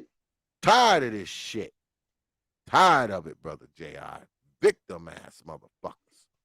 Just victims. Victims You're of their absolutely, own fucking decisions. Get out of here. you're absolutely right. And to the people wondering, because you said what some people wonder, well, what would this look like? How would you implement this? Blah blah blah blah blah. And it's simple. The way that I would do it is simple. It's just this. When the woman gives birth, if the man signs the birth certificate, then that is him choosing to be the father. If he does not sign the birth certificate, automatic, that's financial abortion right there. And that to me, that's the simplest way. You sign the birth certificate, okay, you're agreeing to be father. But the only caveat is that if you sign the birth certificate, I would also make all DNA tests mandatory. So if the DNA test comes back and you're not the father, okay, you're absolved of it doesn't matter that you signed the birth certificate, it is null and voided. Mm-hmm. So that is simple. A man chooses to sign the birth certificate, DNA result test, okay, boom. He's responsible. He chose to be the father. Yep. If he does not sign the birth certificate, if a woman's blank, the government's gonna be like, look, woman, you chose to have this child. No man signed this birth certificate. That Nope. means financial abortion was used. That That's means it. you and you alone are responsible for this child. And if you can't take care of it, because you chose to have it, the woman chose to have it. That's not Yeah. even a debate. The Yeah, woman she chose. chose to Yep. have it. So it's on you. You're a single parent. You chose to be a single parent. No man signed this birth certificate. Okay. So boom. Guess what? Guess what? You can't Yeah. take care of it. You're going to jail. That's Same it. thing that would happen to a man. You're going to jail. And while you're in jail, you're going to have to pay the state child support. Boom. Same thing we do to men. You have to pay the state child support. And when we place your kid, if we place your kid, you got to pay child support to that family. That's Boom. right. That's right. Brother Coffee in the house. Brother Coffee, it's not about a real abortion. It's aborting financially. I.e., if you have this baby and I didn't sign off on you having this baby because I didn't want it, that means I don't have to take care of this damn baby. I get to sign away all this bullshit, and you never come and ask me about anything or talk to me about anything. God damn it. I'm signing these papers. Even if it had to go this way, what if would you be would you be cool with this, brother JI?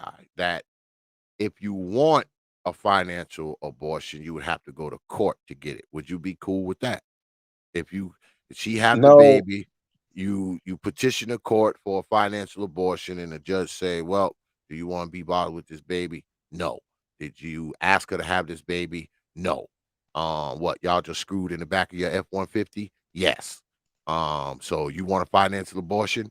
Yes. And he hit that shit hit the gavel and put the stamp on the paper, and you walk the hell out.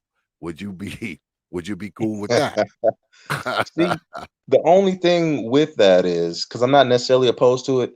The reason why I say the just not sign the birth certificate, because I don't want men when it comes to playing that court game. I don't want the well, you missed your court summons, and so now by default you missed your chance to financially abort. See, it would become something like that, I fear. And Hmm. I don't want men getting hit with that because women will do all kind of tricks. Oh, this is his address, giving them the wrong address. They sending the financial abortion hearing to the wrong address and stuff.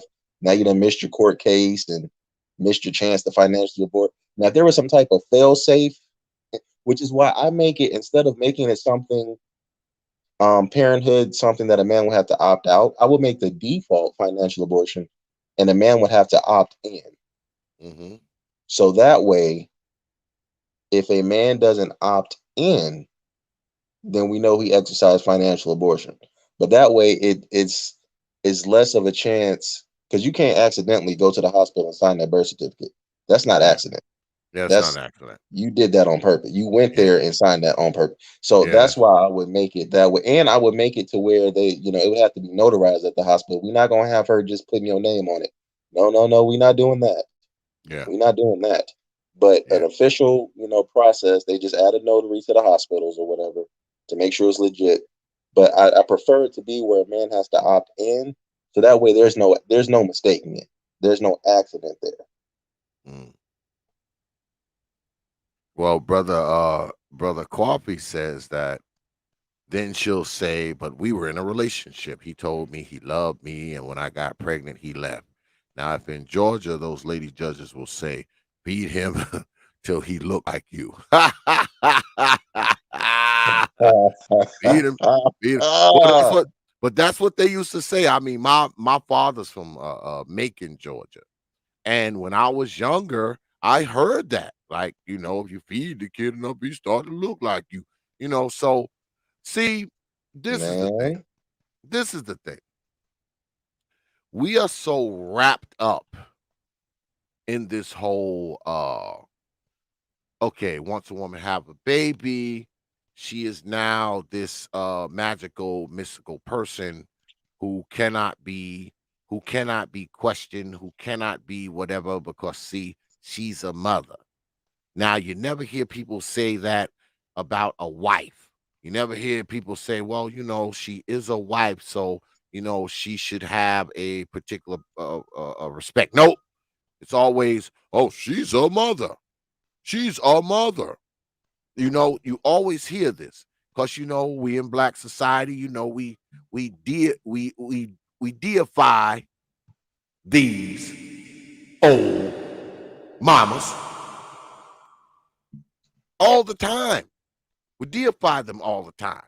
So if she has a kid, she automatically has more rights than you. Automatically has more rights than you, for the simple fact that she done pumped out a damn baby, a baby that she can freaking put on you, and it may not even be yours. Because these old mamas are crazy, man. They are crazy. In fact, I'm gonna show y'all something, because this is something. It's a good thing that I got Brother J.I. on here tonight, because I saw something today that I was looking at, and I was like, this is a damn shame right here. Let me see. Let me find it, y'all, because I know I got it. All right. Here we are. It's about this chick. Her name is Nicole Johnson. Can y'all see that? Yeah, I Can can y'all see see her. her? I can see the picture of her. Yeah. Yeah. Now, this chick here, I'm gonna tell you how bad these freaking. Let me take this down. Let me tell you how bad these freaking women are, man. Let me tell you. And if you want to come through, y'all know what the email is. Just hit me up. I'm gonna take this banner down though for a little while. Right? Let you know how bad these freaking women are, man. Now, this girl here, right, in the center of the screen, she was the aunt of two children, right? Mm. One was 7-year-old Jocelyn Johnson and 5-year-old Larry O'Neill. Now, her sister now, not that, as because we were talking about this earlier, her sister took the children who had the children. Notice the children have two different last names, so they just two children that she just kind of had recklessly, Mm. and obviously couldn't take care of them. So what she did was she gave them to this girl here. her sister. And what happened was the Baltimore police arrested a woman after they found the starved and decomposing bodies of her niece and nephew in the trunk of her car during a traffic stop. Now, Nicole Johnson, who is 33, who should know freaking better, right? She was charged with first-degree child abuse resulting in death after Thursday's gruesome discovery. According to the charging documents, Johnson was pulled over just after 11 p.m. for allegedly driving without a license and with fake temporary tags and registration. She was told her car would have to be towed. She said, "It don't matter. I won't be in here 5 days." She said to the officer, according to the filing, "Y'all going to see me on the news making my big debut." Officer smelled something as Johnson took items out of her car. She tried to cover the suitcase with a blanket as she removed it before a body was exposed, the court docs allege. Johnson tried to flee, but was quickly apprehended. The children, later identified as her niece and nephew, 7-year-old Jocelyn Johnson and 5-year-old Larry O'Neill, were severely malnourished, according to the Sun. The girl weighed only 18 pounds, while her younger brother weighed 20 pounds. According to doctors, it would have taken several months of malnourishment to obtain these weights. Now, y'all listening to this, right? God. Now, 7-year-old child, right, weighed 18 pounds. 5-year-old child weighed 20 pounds. Do you know how skinny a child would have to be at 7 years old to weigh freaking 20 pounds, 18 pounds? Oh All my right. God. All right. There's more. Johnson allegedly admitted to detectives that she had been driving around with the corpse in her trunk for months, according to the report. In May 2020, Johnson told investigators she hit Jocelyn several times, causing the girl's head to hit the floor. Johnson then allegedly put the child in a suitcase in the trunk of her car. Johnson then said 2 months ago, little Larry went to sleep after feeling tired and never woke up. The document says she put his body in the tote in the trunk next to his sister. Johnson also told detectives that she had been responsible for the children since 2019. So she's probably been starving the shit out of these kids for like 2 goddamn years. All right. What's good, Brother Supreme? I see you up there. 2019. When her sister moved from Maryland to Ohio and could no longer take care of them. Now, this goes to what I was saying earlier. Do you think the fathers of those children knew that she was doing that? Do you think the fathers Not of at those all. children, they probably don't even know those children are dead. They probably had no idea that those children were being freaking starved and malnourished to death. They had shit. They might have not even knew that she had them. But guess what? That doesn't matter, right? And he probably damn sure didn't know that she took them and gave them away to her sister, who ultimately stabbed them to freaking death. But I'm going to show y'all someone else because, see, we just don't stick to the black holes. We'll talk about the other ones, too. Mom arrested after her 12-year-old daughter gives birth. And y'all wonder why I talk about these old mamas the way that I do. It reads, let's get a look at her. This is her with her freaking shaved off eyebrows that she drew back on. Oklahoma police arrested a woman after her 12-year-old daughter gave birth, and the family welcomed the child's rapist to the baby shower. Oh my God. Tulsa police, it gets better.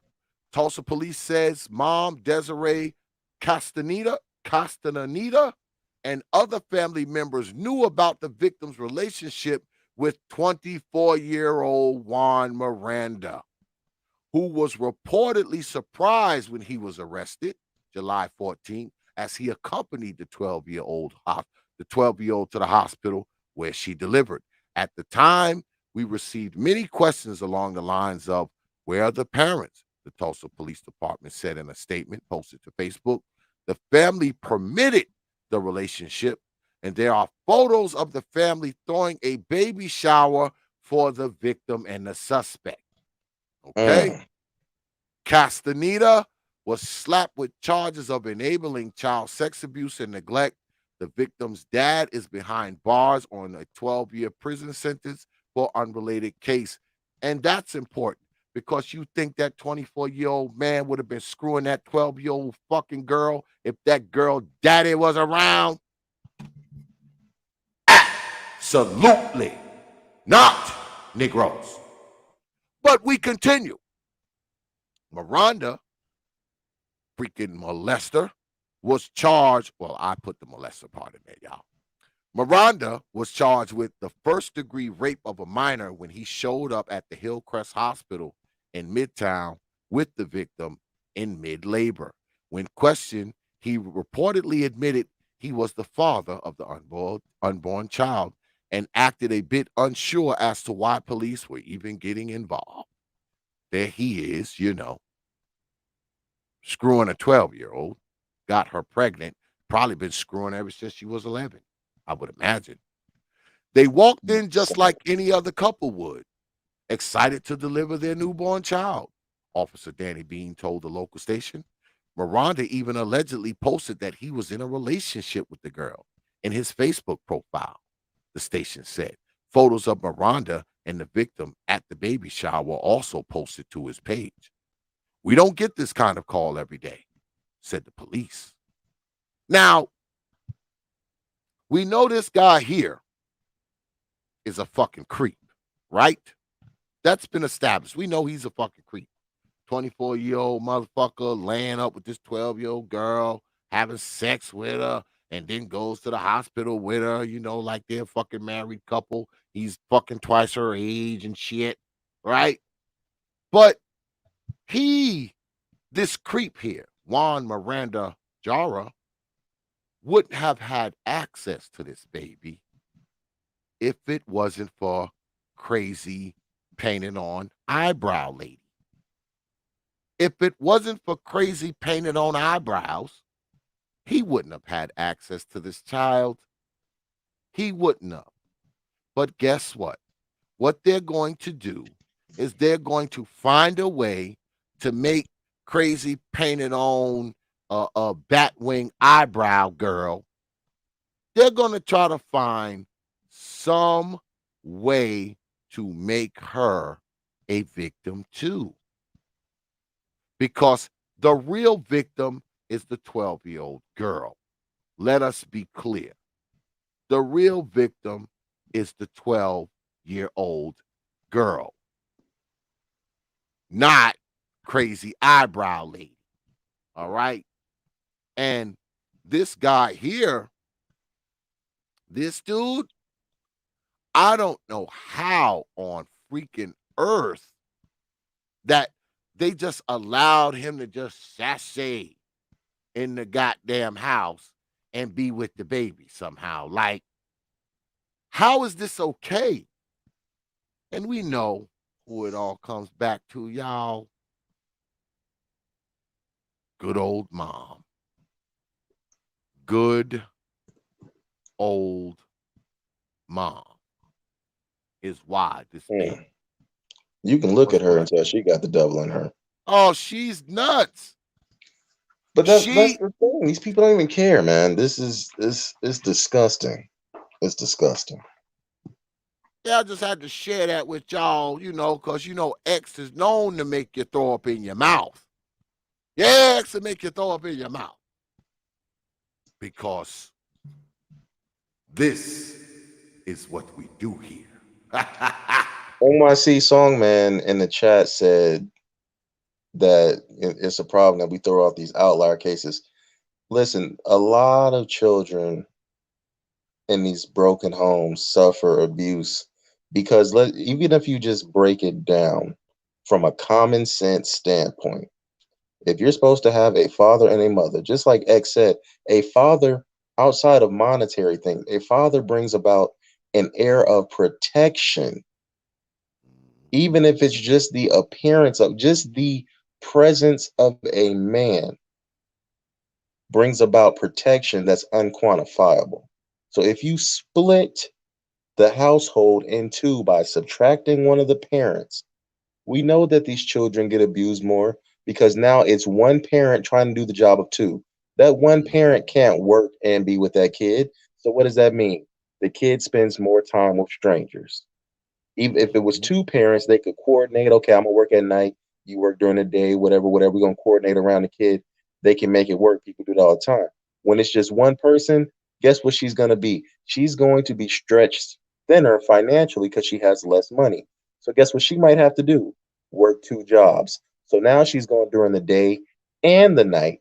And daycare has her kids, or if she can't afford daycare, which happens a lot, somebody that she may barely know or that she may think she can trust is watching her kids. But guess what? Those other people, those strangers that have her kids, they don't care about that kid. They may not necessarily care about that kid. That's just another person to them. That's not their blood. Yeah. So they're not going to treat it as a father would. These are just common sense things that not having two parents, this is what these women choose when they choose to become single mothers. They don't think about this stuff. They do not care. And so much abuse happens in these homes. It's not just these outlier cases. I get what NYC Songman is trying to say, but these abuse is common in these single family homes. It's common. Yes, I was gonna say that. I mean, It's not an outlier. Go ahead, yeah, X. I like and respect brother NYC, and he always writes good points. But this is the thing, brother NYC Songman. Cases like this aren't outliers, brother. These cases happen a lot. They happen a lot, and they're more statistically. They happen more, brother, in those households where there's just a woman heading it up. I mean, you know, a a a chick is more likely to have someone in her house who is touching on these children. Okay, let's go here. And y'all have heard me talk about this before. Do you know that somewhere between 60 and 70% of young black girls are molested by the time they're 16? 25% of young black boys are molested by the time they're 16. Now, out of all that molestation, 73% of the time that it happens by somebody who is within the child's circle of influence. It's not some stranger jumping out the trees, touching on the kids and going back up. They're not walking out of walls or falling out the sky. They are usually somebody within the child's circle of influence. And overwhelmingly, it's a stepdad, it's an uncle, it's a grandfather, it's somebody at a house where they leave this child all the time.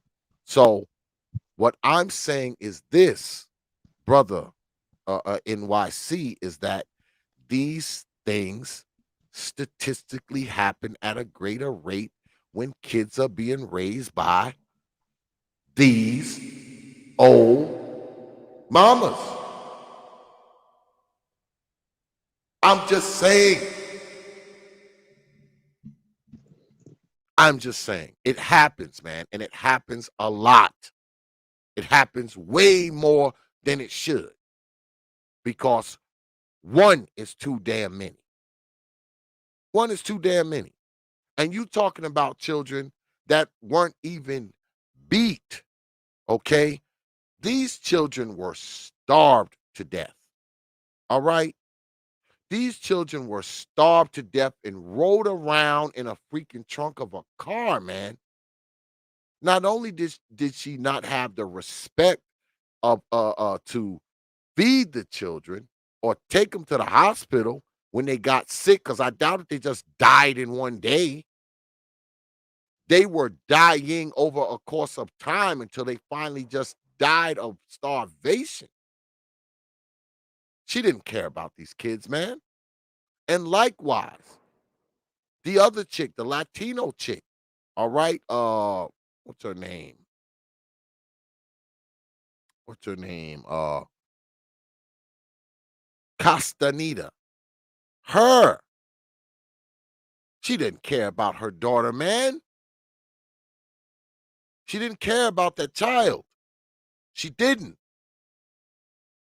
You trying to tell me a mother of a 12-year-old cares about that 12-year-old letting her freaking have sex with a 24-year-old guy, having a baby shower? They're posting pictures on Facebook like they're some married couple. This baby's 12 years old, man. All right? They're 12 years, this baby's 12 years old. And you trying to tell me that this ain't one of the most irresponsible ass mamas in the world? And I'm pretty sure she's not alone. Just like the chick who drove the kids' dead bodies around in the trunk is not alone. That's what I'm saying. That's what I'm saying. Exactly. Watch them rot, Blur Master. I mean, come on, man. It's not like this is the only story out here like that. I bet you if I wanted to, I could probably pull up 50 of them. 50 of them. Guaranteed. 50 of them. Guaranteed. This isn't some outlier where it only happens once every 5 years. This kind of stuff is not an outlier, especially when you're talking about grown-ass men molesting kids, man. That definitely ain't no damn outlier. That's not an outlier. It happens all the time. How many of you know a chick that has been molested? I bet you do. I bet you everybody in this chat room knows somebody that been molested. Yeah. I bet you everybody in this chat room, if they don't know someone who's been molested, they might have been molested. Their sister, their aunt, their cousin, a girl they dated. A girl they dated was molested. So we can't sit up here and act like, it's not happening. It's a freaking outlier. Bullshit. How's it an outlier when all of us know somebody who has happened to? That would say that would make us outliers too, right?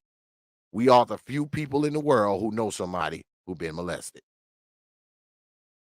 No outlier, man. I'm telling you, it's not. It's not. It's not.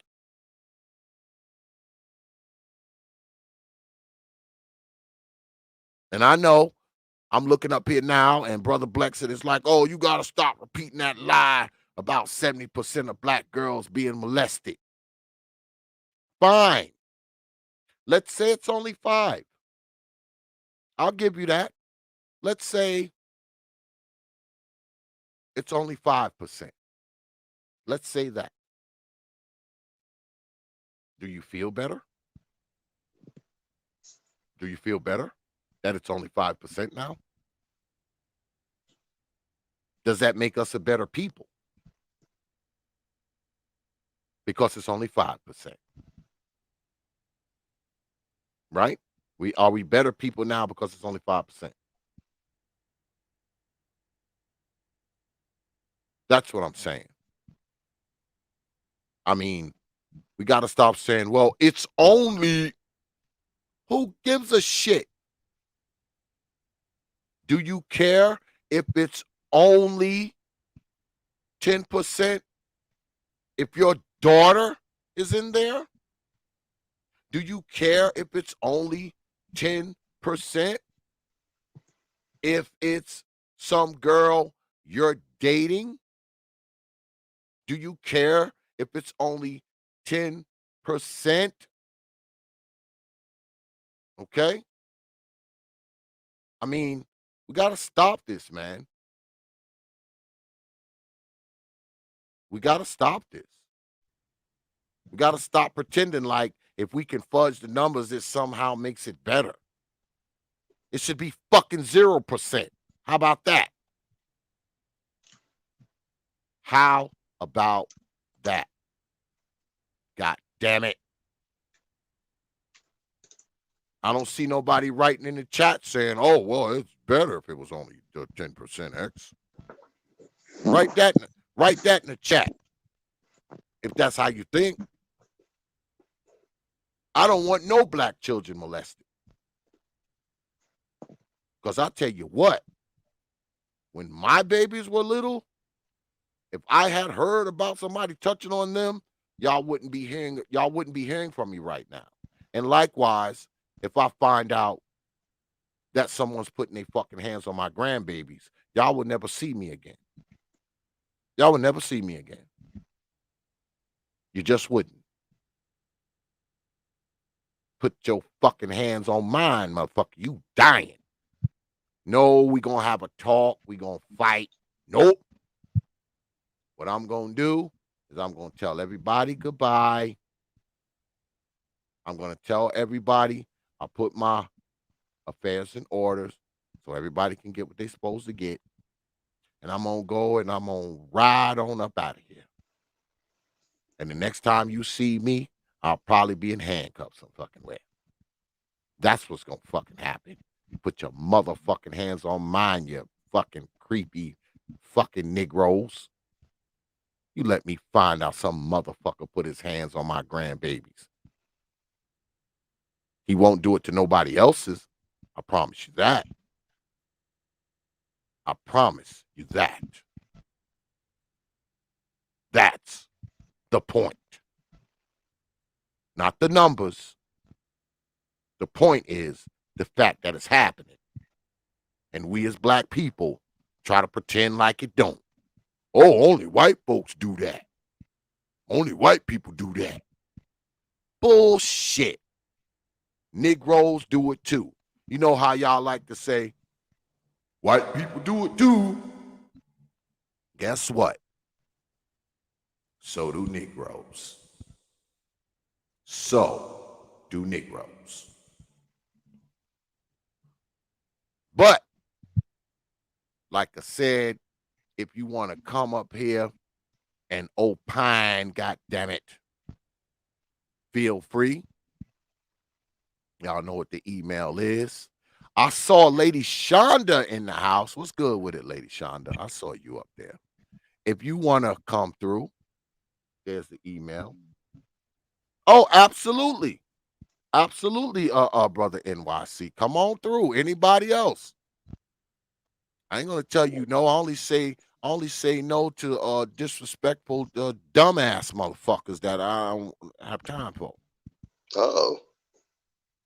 Disrespectful dumbass motherfucker. Damn, do I have your email, brother NYC? Send me an email so I'll have your email, brother NYC. I don't really like putting the shit in the chat, man, because you know Negroes are stupid. Shonda says she agrees with financial abortion if the man's not the biological father. No, Shonda, I'm talking about when he is the biological father, but he does not want to be a father. And let me clear this up because I heard somebody, not heard, but somebody said it earlier in the chat. Even if a man is married, he still would have financial abortion rights. Oh, yes. Even if a man is married, agreeing to be a husband is not agreeing to be the father, even if that man is married. Married men still should have financial abortion rights. Guess what? A woman can be married and she can still go get that abortion. Yes, she sure can. That man cannot stop her. It is her body, her choice. And I'm actually fine with that. It is unfortunate, but I understand that for a woman to have autonomy over her body, that is important. That is important. It ultimately isn't her body. She should ultimately get to say, I get that.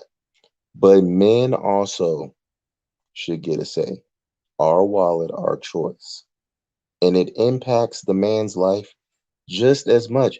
Men have killed themselves over these issues, over the strain and stress of having to pay child support, checks getting garnished, can't keep up with the payments, lose a job and try to get the child support reduced. The judge won't reduce it, falling into debt, falling into despair. There's a brother called, the lead attorney. He's talked about this from an attorney standpoint, seen it happen. Men's lives have been ruined. And people, it blows me how people try to minimize it.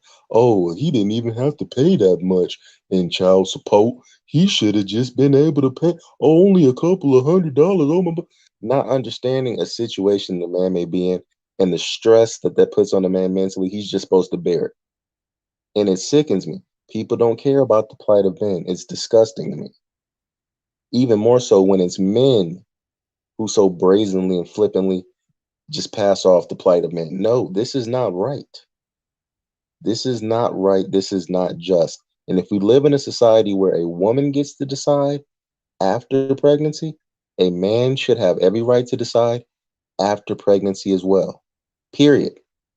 There's no room for me to move off. I can't move off that square. That is simple A to B logic. It has to be equality. That would be equal, because abortion is a choice made after pregnancy has occurred. So this can't be about wearing condoms or anything. This is about having a choice about your life after pregnancy. And if women are going to get a choice after pregnancy, men deserve a choice after pregnancy as well, because it impacts the man's life just as much. Just as much. We cannot strip men of this choice any longer. Sign my petition, guys. Come up here and debate me if you disagree. But sign my petition.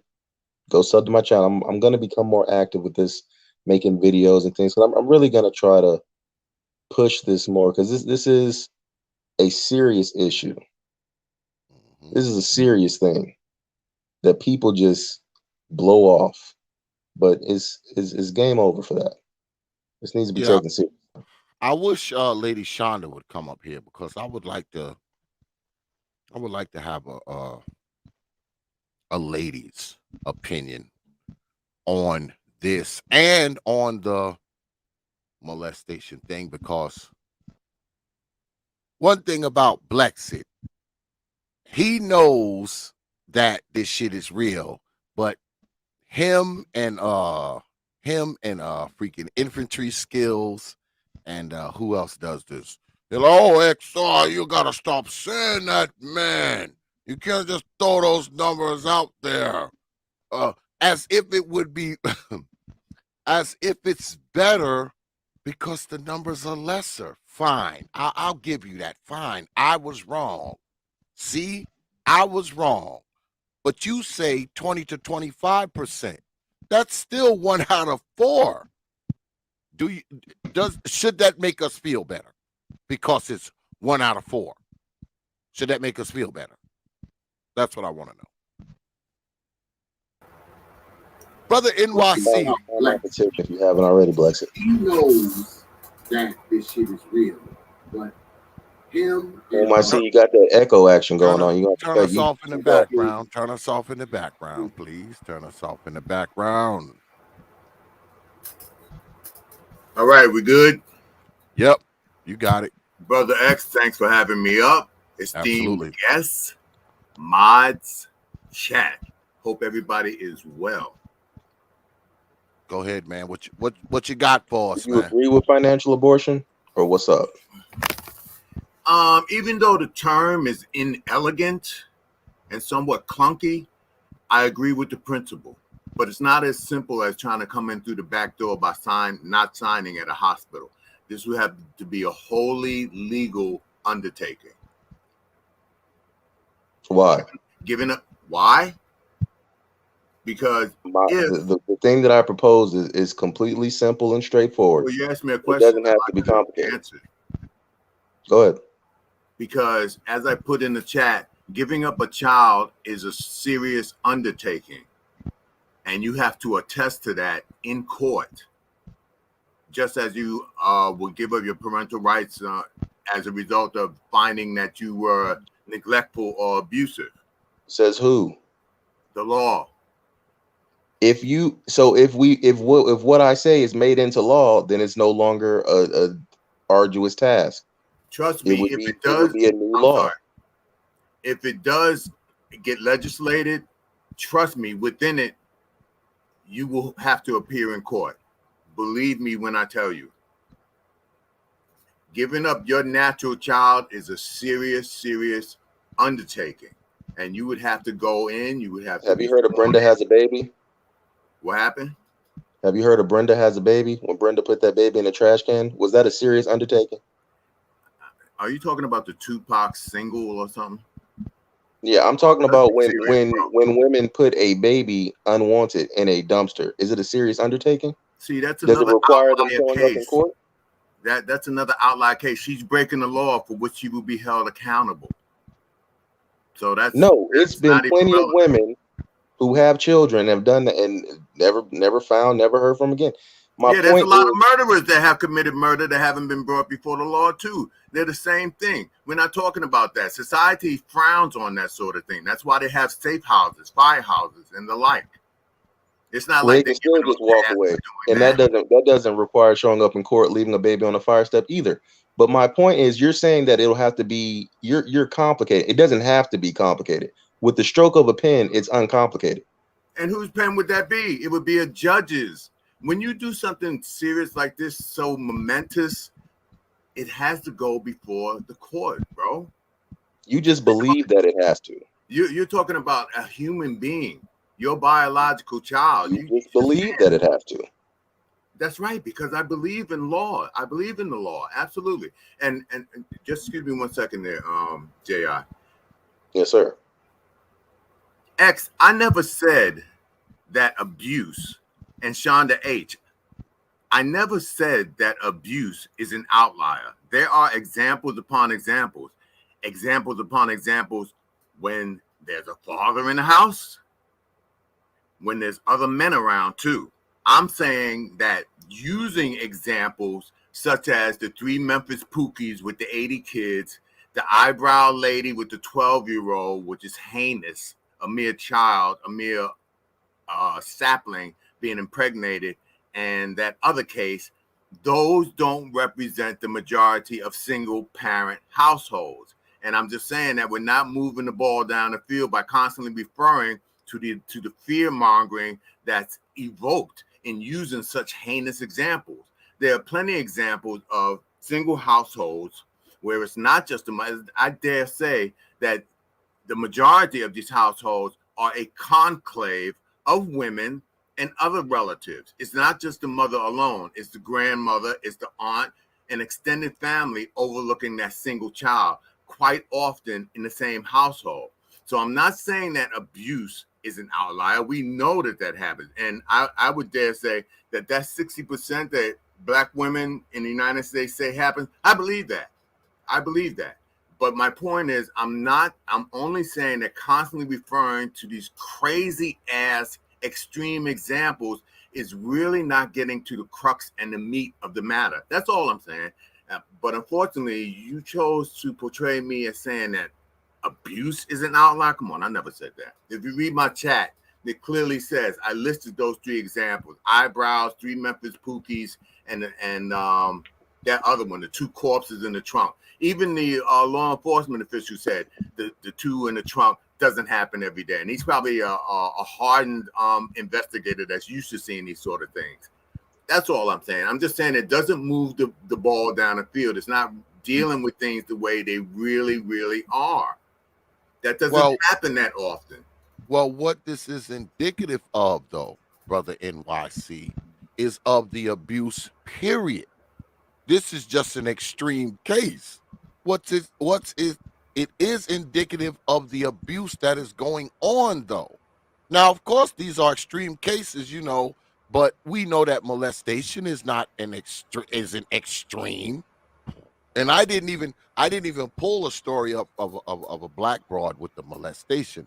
I pulled this story up of them being starved to death and drove around in the trunk of a car all this time because, see, this is extreme abuse. And I'm pretty sure there was previous abuse before the starvation, before being thrown in the trunk in a suitcase, before all of this. That's the point that I'm getting at. I'm getting at the point that a lot of these children find themselves abused, and it seems that the abuse is prevalent when there's no access to a father. That is the point. That's I all. understand fully. They even have a designation called boyfriend syndrome, where a man who has no real connection to the child is brought into the household. This is of the past 20, 30 years. They've developed this theory. And I agree with it 100%. But a lot of abuse occurs when there are men in that child's life, uncles, fathers. And I'm not saying that abuse doesn't exist. I'm not saying that. I've known women, men that have been, particularly women that have been abused, and the number is astounding. I would never say that abuse itself is an outlier, is an extreme. So I think you were somewhat mistaken in characterizing my chat as such. I purposely listed those 3 extreme examples. As I was saying, to me, there's plenty of children that come out of those single parent, in quotation mark, enclaves, meaning several adults watching over this child, the aunts, the grandmother, the uncle, where they're all on the same page, they're all well-meaning, and they all deliver a healthy child. This is where we need to be in order to really debate this matter. Not Wait. scaring We people with agree. this craziness. There's gonna be crazies. We agree, NYC Song. We know you're not for abortion. We know you're not for abuse, and you're not belittling abuse. We get that. But on the financial abortion, you agree. You just think that it has to be an arduous task to do it. But you're for it, though. Absolutely. The Okay. wheels of legal process grind exceedingly fine, and they're slow. You term it arduous. I look at it as painstaking and quite necessary. That's all. And I also agree, as I put in the chat, yes, there should be mandatory DNA tests at birth, parents and children, because I heard some outrageous number that 30% tend to be not the father's child. That needs to be remedied. But there are ways in seeking that remedy. There are channels, just like all the other special interest groups that have made gains. I mean, it didn't happen overnight. It happened over the course of decades of hard work, of lobbying, of organizing, of fundraising, of publicizing, of getting out there and marching in the snow and the rain. Nobody handed all those special groups anything, man. I'm not saying it's not going to be an uphill battle. It is going to be an uphill battle, but it is also, like Thanos, inevitable. I'm sorry, I'm not familiar with Thanos. I hear that name bandied about, but I'm really not into comic books nor rappers, you know. Full disclosure, I've been married twice. I have 5 children of marriage. I've worked in the courts for 30 years, criminal court and family courts. I just retired supervising criminal court clerks in the courtroom. So I just wanted to get that out there. I am a parent, and I pay child support, and I paid it willingly. Paid it willingly? Yes, did you have 50-50 custody? No, I didn't. A shame. Well, did you want it? Would you have wanted 50-50 custody? I'm glad that you asked that, because in the, quote, best interest of the child, the court tends to look not just at everybody's financial capabilities, but also the support systems. Quite often, dudes don't have the support systems that the woman does. Like I previously mentioned, the enclave, that is the group of people that are looking out for the interests of that child, the related people that are on the same page, that are looking out for the well-being of the child. Quite often, dudes don't have that for whatever reason. Some do. My cousin had it. He had 2 sisters that lived at home, and he was able to get custody of his child. But that's not the case for everybody. They're going to examine everybody. Would you have wanted 50-50? Would you have wanted? Would you have wanted 50-50 custody? You personally? No, at that time I didn't have the logistics going for me. So I didn't have the support system. Yes, I would have loved it, but I wasn't prepared for it. And I think a lot of dudes aren't prepared for it.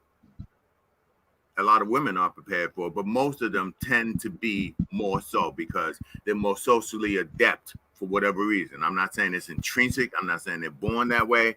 It's just that they've become more socially adept. They tend to have stronger bonds and stronger relationships. And that's key in a court decision in awarding custody. All that stuff is made up. See, here's where I'm at with it. I don't believe in child support at all. I believe child support should be abolished. I don't think it's the government's place to extort money from one and give it to another. I believe the family unit should be up to the individuals completely. What do you think about that? Well, I think that leaves women vulnerable to whims, or men, if they're the custodial parent, it leaves it up to the whims of the non-custodial parent. What? Yeah, How I so? agree. Well, stories of legions of non-custodial parents not getting along with the parents and not living up fully to their responsibility insofar as visitation, insofar as support, based on the problems that they're having with the other parent. I'm sure you've heard stories of that or tales of that. So it has to be regulated. No. No, see, Okay. government, well, here's how I see it. Here's how I see it. And I was interested to get your opinion since you said you actually did have to pay child support. So you have a unique view of it. I don't think that the government's place is to be forcing us to do anything in our relationships. It should be between that man and that woman solely. They should be able to work out a thing. And what it would do is, once the government stepped back and said, "Hey, we're no more. It's no more child support. Are you making these kids?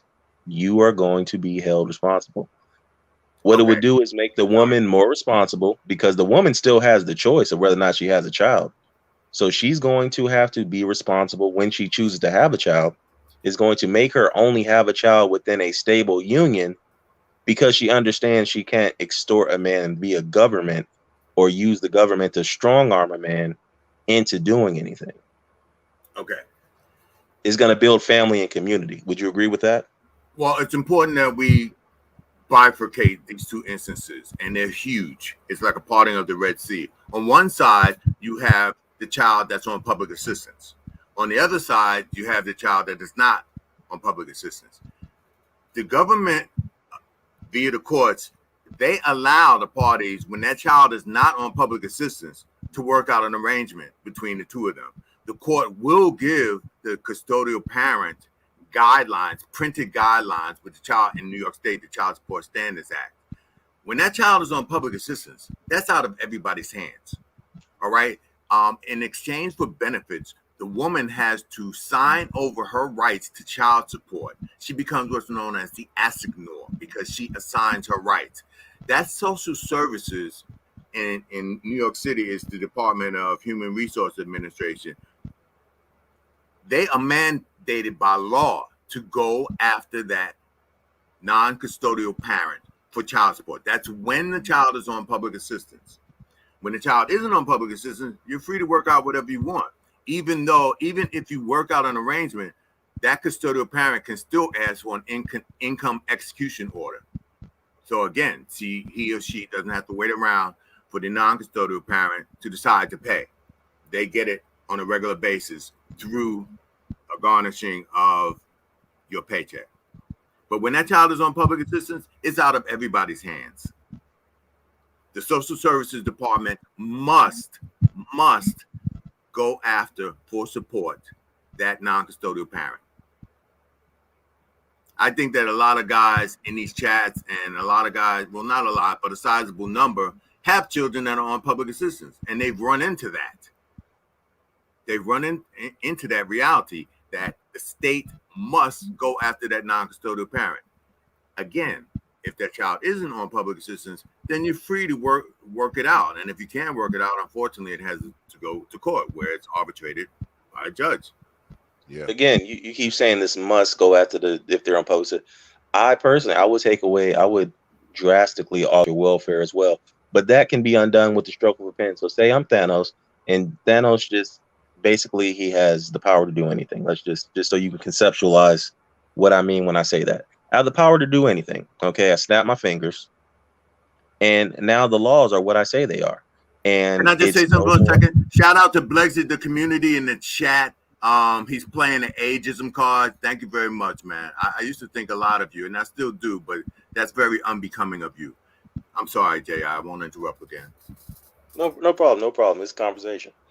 And Blexit is just misunderstood. I like Blexit. All right. So I'm I not saying snap I my didn't like fingers. him. I'm not saying that. It's Yeah, just if Blexit has his if you moment. feel I forced to mean, play the ageism card, I mean it tarnishes your credibility. I see what you mean.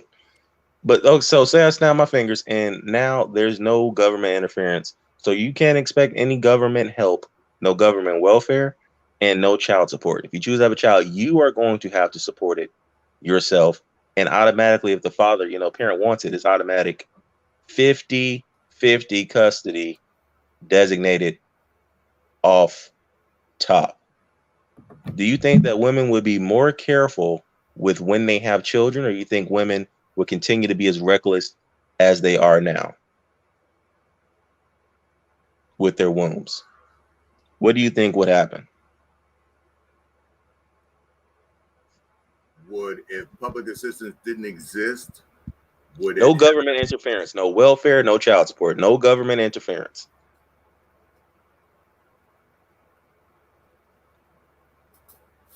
I'm thinking I'm puffing on a cigar. Forgive me. I'll take your time. I think it may have an effect.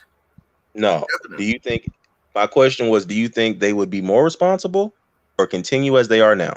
Well, see, you asked me if it would have an effect, and I said I think it would have an effect.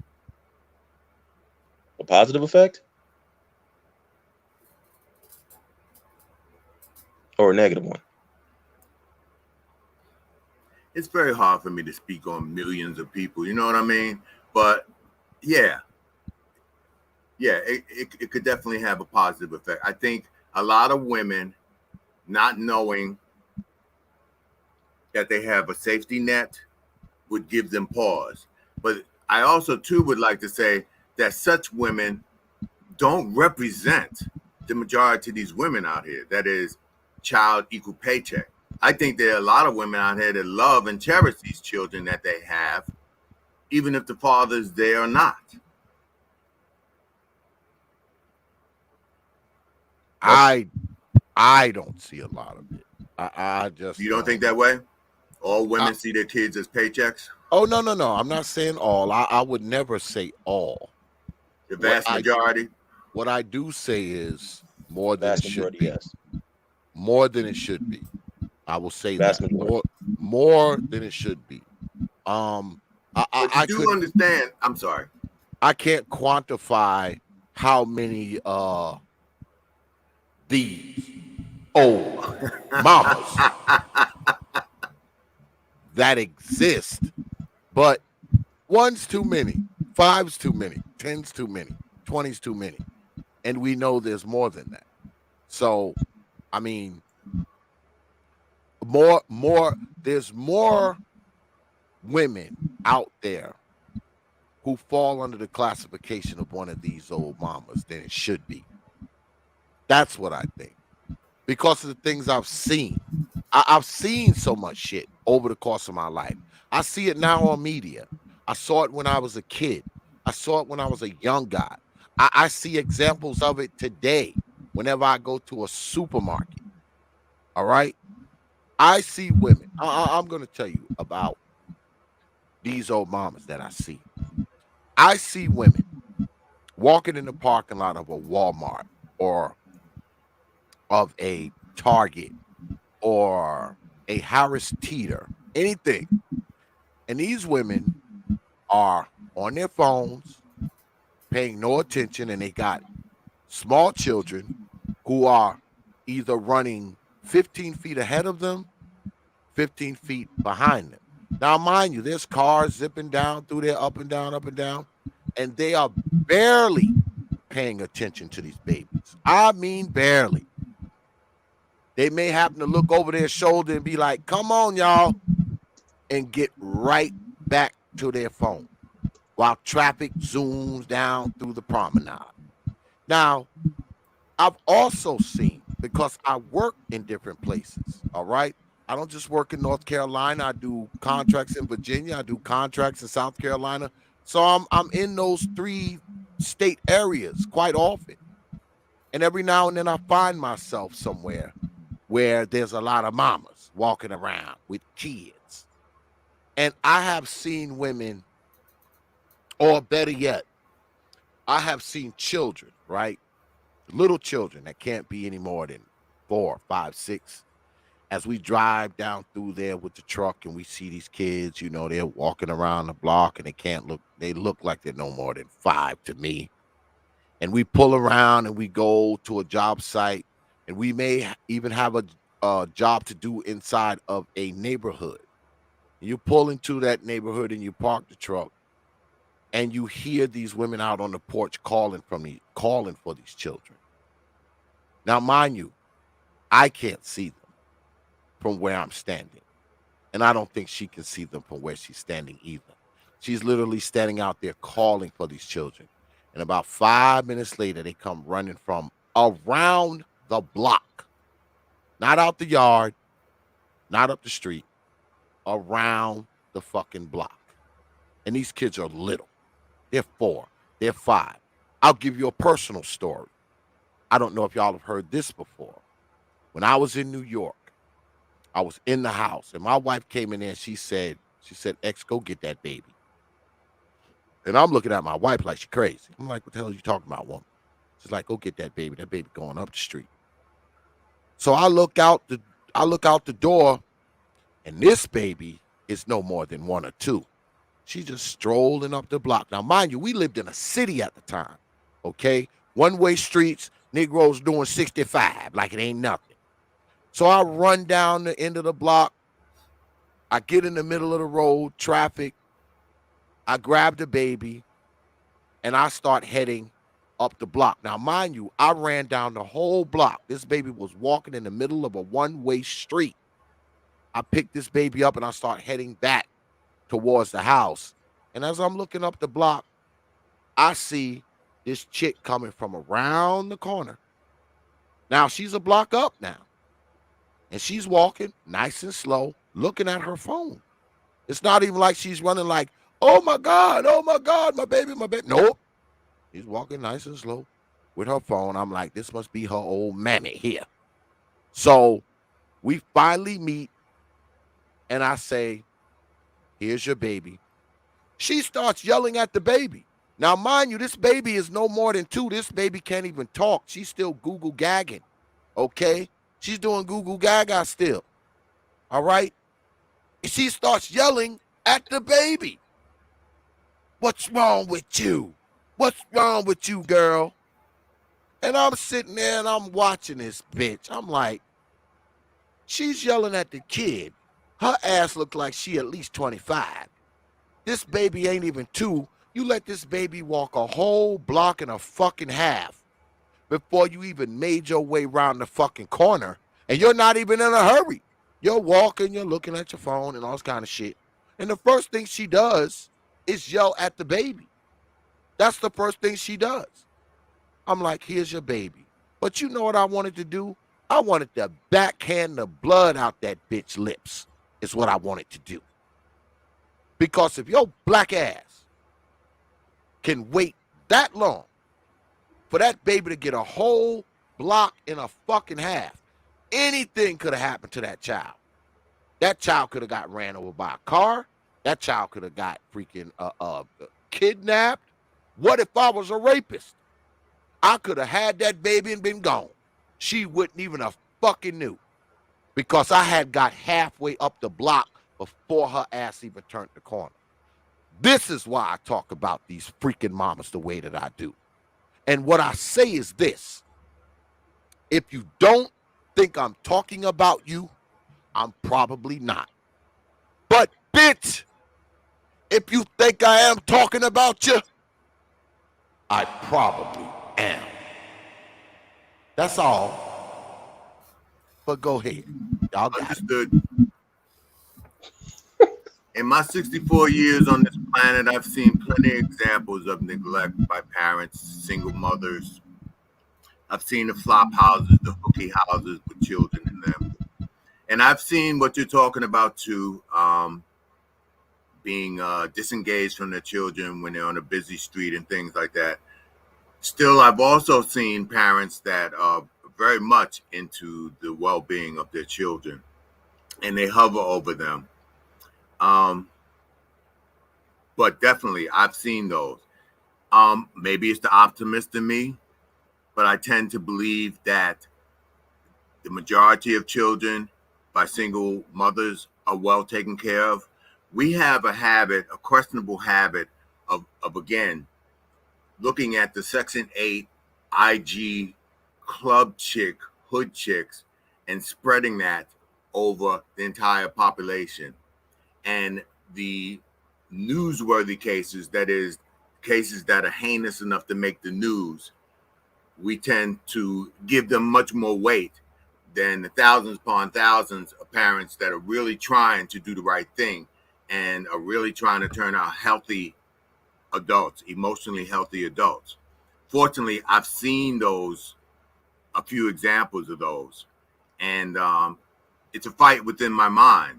Nobody knows the exact number of the type of people that you're talking about versus the other parents that really are into devoting that requisite 2 decades that it requires to begin to deliver an emotionally healthy, productive child into society. And see, that's a sticking point. Your contention is that that's the majority of single mothers, and a lot of people. No. That's not what I said. What I say is, I thought you said that the majority of the single mothers are like that. No. If I did, I'm mistaken. No. If you didn't say that. Brother J.I. said that. What I said was, it's more of them that are fucked up than it should be, is what I said. Now, J.I. says it's the vast majority. He said that, not me. But it's still more of them than it should be. It's more of them than it should be, man. That is my contention, that it's way more of them than it should be. Therefore, there's way more children suffering than it should be. NYC Solomon, let me see if I can get you to agree with me on that point, because you agree with financial abortion, so we're good there. My point is this. I'd call that voluntary forfeiture, something business-like, something legal that somebody would take. You disagree with the name. And if this word like to really get, some traction and really get, pushed up and like, hey, we picked you up, blah, blah, blah, and a lawyer was like, I think if you change this name or whatever, then I would let me say wiser men than me handle it. Once it gets to that level, I'll pass it off, I'll pass the baton and let them do it the proper way or whatever. All right, at least you're open. Continue. Can we agree that since we've gotten away from all the moral fabric that used to hold, society together, strong family values, things like this, we're away from that now. We're in the time and era of WAP. So what I say is, he said the era of WAP. We're in the era of WAP. So the values have shifted so much to where we're in the era of WAP now. So all I think we can hope for is to have legal equality between men and women. And I think that that's fair. My whole stance for financial abortion is that it is unfair that men have no more choice after pregnancy. That is unfair because women still have a choice after pregnancy.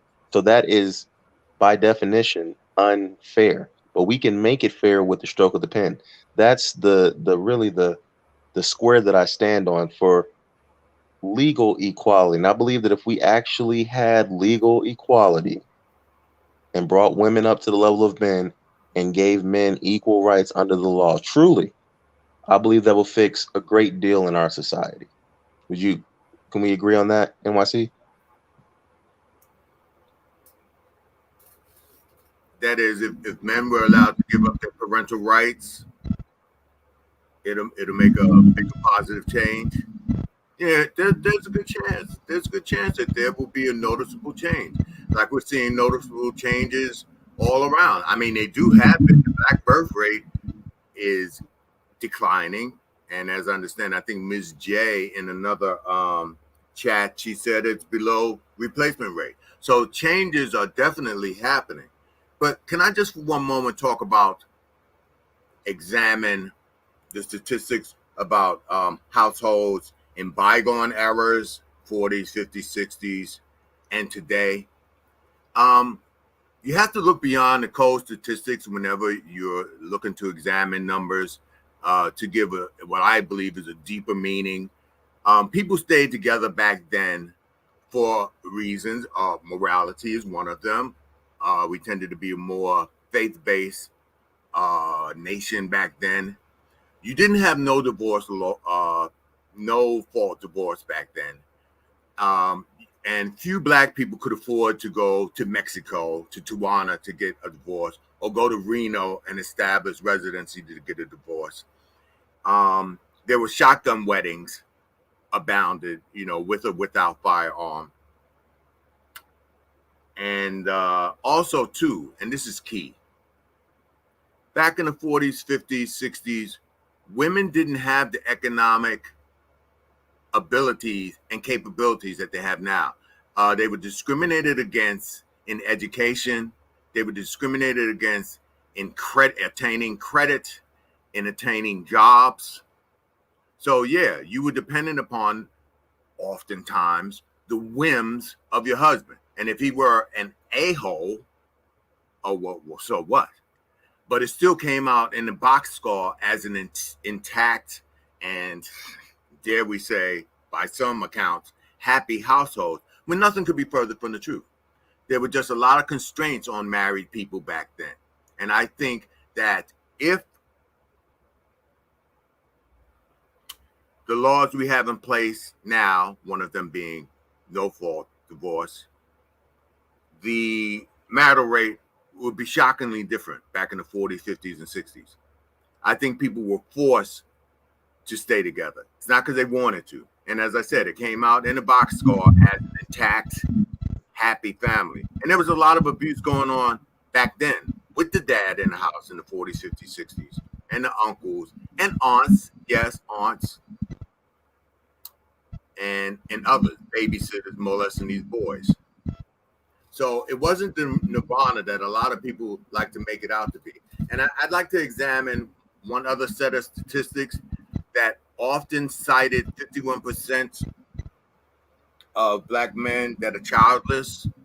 You need to look deeper beyond those statistics. A lot of those guys were given a clean slate if they didn't have any children before them, which they didn't, because that's why they're childless. A lot of guys benefited from that often much reviled abortion rate, miscarriages. It gave them a clean slate. They impregnated somebody, but because the pregnancy didn't come to term, again, in the box score, these guys get to appear to be childless because of the very thing that they also get on the woman about, the abortion rate. A lot of guys, let's face it, benefited from that and able, as my parents would say, put their hands in their pockets and whistle a merry tune. So to not go deeper than the stats, because I mean, stats are pretty good, but they need to be examined fully.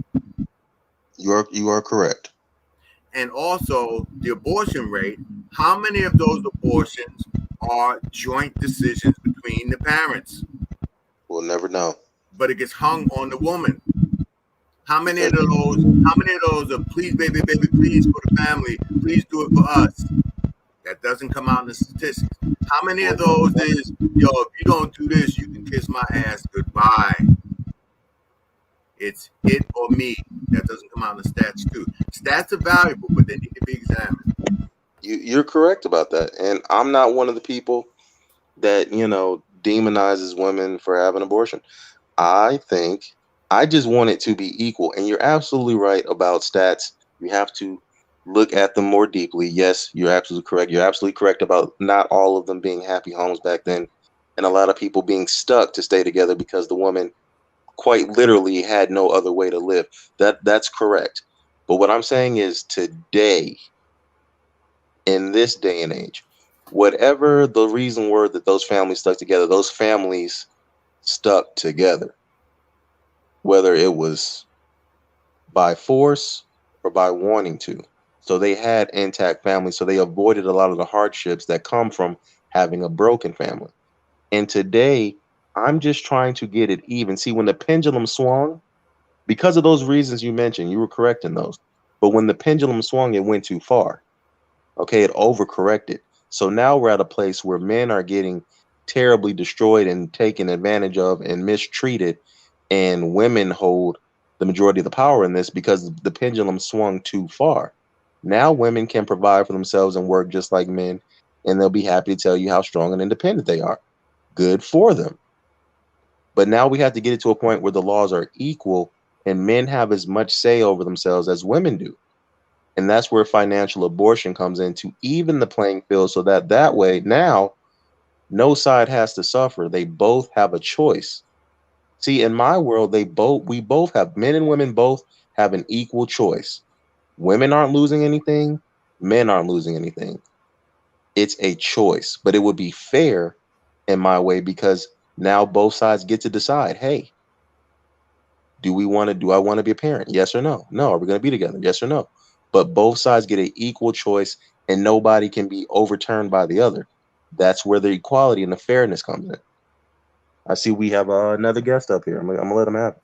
I agree with you 100%. There needs to be a correction. One of them being the mandatory DNA test and a thorough examination of the possibility of relinquishing of parental rights. I agree with that. It's going to take time. It's going to take hella organization. The United States has going on 400 million people, so it's very difficult to get something up on a national agenda, man. It really has to be a sustained, concentrated effort.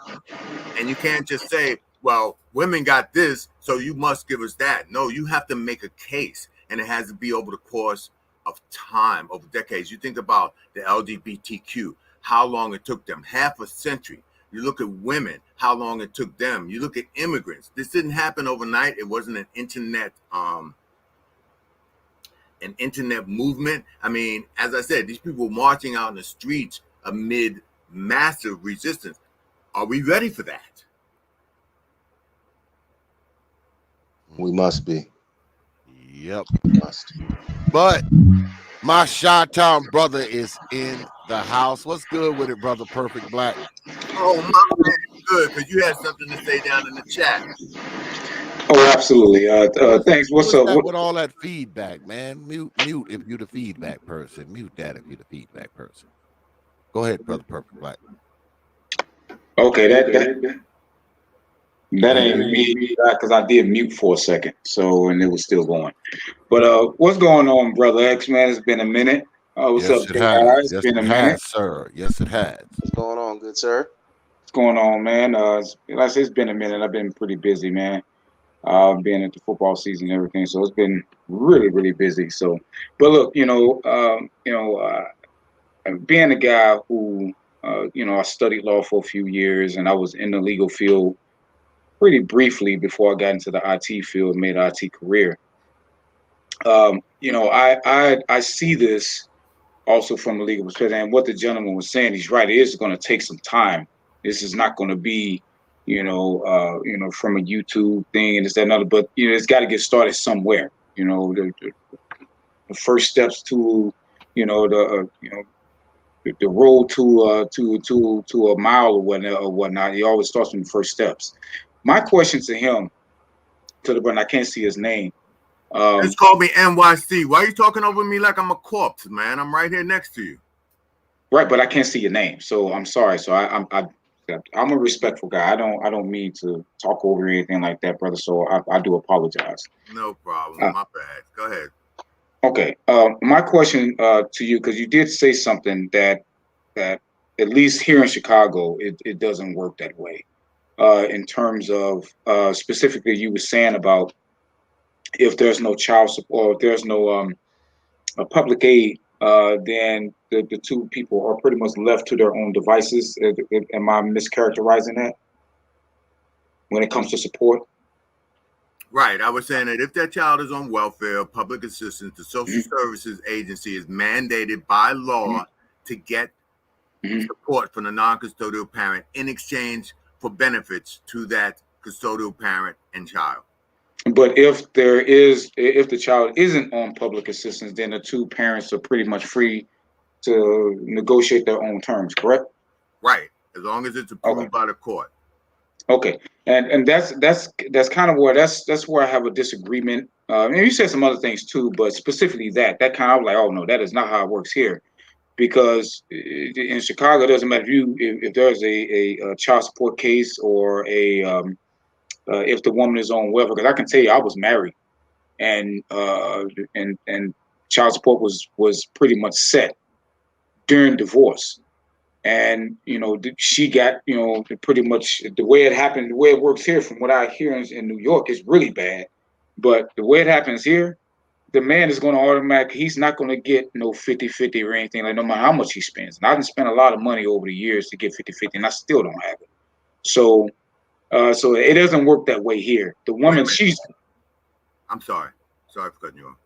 I just want to know, what does spending money on attorney's fees, that doesn't directly correlate with your chances. What does that have to do? You are absolutely. I would not dispute that. Depending, looking at the money, the now $41,000+ that I've spent over the last 8 years. Yeah, you're absolutely right. There is no correlation with that. There doesn't. No matter how much no matter how much money you spend, and that is an indictment in the case in and of itself, right there. That people can spend that type. Even I've heard people spending more money, and they still don't get what even they still don't get at least 50-50. They just don't. Attorneys are expensive. He might have taken up your case, and perhaps. And I'm just I've had 4 attorneys. You might not have had it. You might not have had a case. Oh, I've had. Brother X, he's interviewed me about my case. I'm not going to go into it here, but trust me, I've had a case. Oh, Troy, I see here that you said the courts never look out for the child. No, they don't. They don't. They don't. All due respect, that's kind of preposterous to me. No, well, I can say it is equally preposterous to actually believe that the courts really, because if that was the case, then why don't they come right into it with a 50-50 stance? Why do they all automatically give custodial custody to the mother, even if the mother isn't the best parent? Why don't they even do some type of an assessment as per the federal law? The Title IV federal law states that they should. They don't. They give no stress tests. They give nothing. They just automatically give custodial parentage to the mother automatically. I know here they do. There is no argument. There is nothing. It is automatically assumed that the mother has custodial parentship, and no 50-50 is even discussed. None of that. They automatically go right into every other weekend, and the man has to work he has to work backwards from there. That is not within the best interest of the child. There's no way you could. There's no stat. There's no statistics anywhere that shows that having every other weekend is best for the child. If anything, the opposite shows otherwise. That the more that the father's in the child's life, the better that the child does. So when you say that's just one example. When you say that the courts go into with the best interest of the child, I'm sorry, that is ridiculous. That does not comport with reality. It does not. Okay, but you made a really bold declarative statement. I'm looking at it right now. Best interest of the child is total BS. The court it is never, in caps. They don't never look out for the child. They don't. Okay. They don't. Well, one of the tenets of best interest of the child is to disrupt that child's regular routine as little as possible. Do you understand that? See what I mean? Right there. See, and that right there. I was actually going to go to that, because what you just said right there, immediately whenever there's a split or anything like that, they always going to give, they assume the mother to be the best, but they assume it. They have no facts or anything to back it up. They just assume the mother to be the best parent. So now the man has to fight to get more time. And when he does finally get to the point to where the court has no other recourse but to say just that what you just said, they basically create their own demon. It is they create their own self-fulfilling prophecy. You done set the circumstances to where the mother can have the child most of the time. Then the man actually he's fought all of these, paid a bunch of money for attorneys to even get into the courts where to get 50-50, and then they rest on that argument for what you just said right there. There I say that, and I point to examples like that to where I say the courts don't give a damn about the best interest of the child. Because if they did, they would assume, they will come right into it, assuming a 50-50 posture, and either parent will have to prove that the other parent is not fitting to have 50-50. Well, I agree. It can be viewed as somewhat outdated, anachronistic, the so-called tender years doctrine, that up to a certain age, the child is best left with the mother. Yes, that's the tender years doctrine. It's been in effect for years, and it's something that needs to be examined and that's something that we got. And that's something that we got from the British that was terribly. It was terrible. Well, back when it was instituted and when it was in effect for most of the time, the women were taking care of the children. The women were considered, as I've heard many times in these circles, the nurturer, which I don't agree with. I think that that's learned behavior. I think they're attributing wild animals instincts to a higher form, us, and sometimes it's possible and sometimes it's not. It is something worth examining, and I mean there have been plenty of guys that have gotten custody of their children more than a weekend. Can you briefly state? Yeah, I've gotten more than a weekend. I certainly have. I get my child more than the standard every other weekend and all this other type of stuff. But that's, man, I get about 37% of the time. Now I'm not going to go into why it's pretty much at that particular rate right there, because it's that's a whole legal battle that I've been in. But before that doctrine, before the British, before they adopted that doctrine, whenever there was a split, the father got the child. If I'm reading my history correctly, the father had always gotten the children. Yes. It wasn't until a lot of that, and then the feminists and all of the feminists moved the first, second, and third wave of feminism. It wasn't until a lot of that. But before then, the men got the children. Yes, in a more agrarian society, the children, as well as the wife, were considered the property of the father. Why do you think that was? Because they needed hands in the field. It was more of a patriarchy back then, for better or worse. But do you think? And then I'm not defending or anything. I'm just kind of more of an intellectual conversation. Do you think that women have more protection under that type of system than they do now? They have more. Absolutely, I do. Exactly. I mean, up under a system, that type of a system, because now you get a lot of women, in particular Black women, that say they're not protected or anything. But I say this is what you asked for. This is what you wanted. You know what? And this may be deemed as controversial, but I think now with children's rights, I think children are in a way within their own households more protected than they've ever been. Well, yeah, that would be controversial, and I would think that would be false. I would vehemently disagree with that statement. Yeah. I would disagree with that, absolutely, because there's no, especially Black children, is no way that they have successfully, legally ran the Black men out of the home, almost by statute.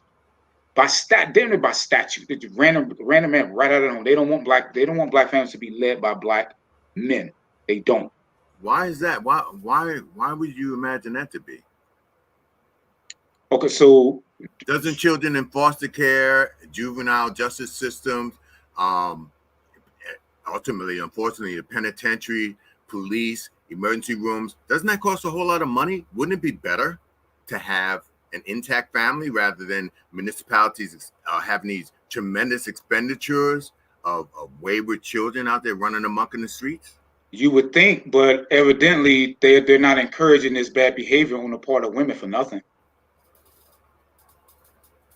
because this bad behavior, they are incentivized. Why do you think? Then, because you asked that, then I would ask you, why are they so incentivized to do what they do for this bad behavior? Why are they so incentivized to do it? They didn't incentivize themselves. Because apparently the lawmakers felt that there were enough women and children stuck in horrible households that a remedy had to come about. Really, all the way up to the early 70s, uh, black families had two-parent homes. So Yep. what was going on during that time that would say, you know what? Let's rethink this 80% marriage in the black community and do something else. What was going on in the black community that was so bad that warranted to where it would result in such a low marriage rate today? Domestic violence. Domestic violence. Do you have stats on that? Because I haven't seen any stats on that. That husbands would coming home every day in their wife beaters and beating their husband. In my opinion, that has been the color purpling of the nation. See, we didn't watch those type of movies, and we honestly believe that was what was going on during that time. That is just not the case. It just wasn't. Black men, even though the black families had two-parent homes and married at an 80% rate, black men didn't have power over their women. We didn't have power over our women, even going all the way back to slavery. Okay, so a feeling of powerless, would that not be one of the reasons why you might lash out? So your position is that and I'm going to say the majority. By the way, as a child, I was a victim of a domestic violence household, and I've seen plenty of them. Okay, yeah, so was I. Matter of fact, I was raised in foster care. So we all have seen some bad stuff. My point being is that you're saying that domestic violence was that rampant within black homes that it warranted that that the family needed to be stripped. I would like to see stats on that. I just would, because I haven't seen any stats on that. On the domestic violence rate of bygone eras, 40s, 50s, 60s?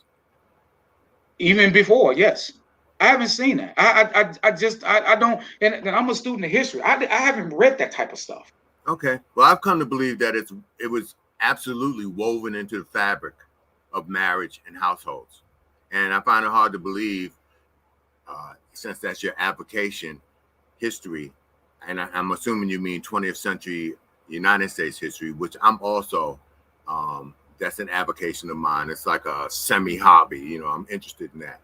I noticed that when I said what I said, that some households were rife with domestic violence, you immediately jump to husbands, which is an absolute, come home every day, which is another absolute, and then you went to the extreme of Color Purple, which is a fictional tale.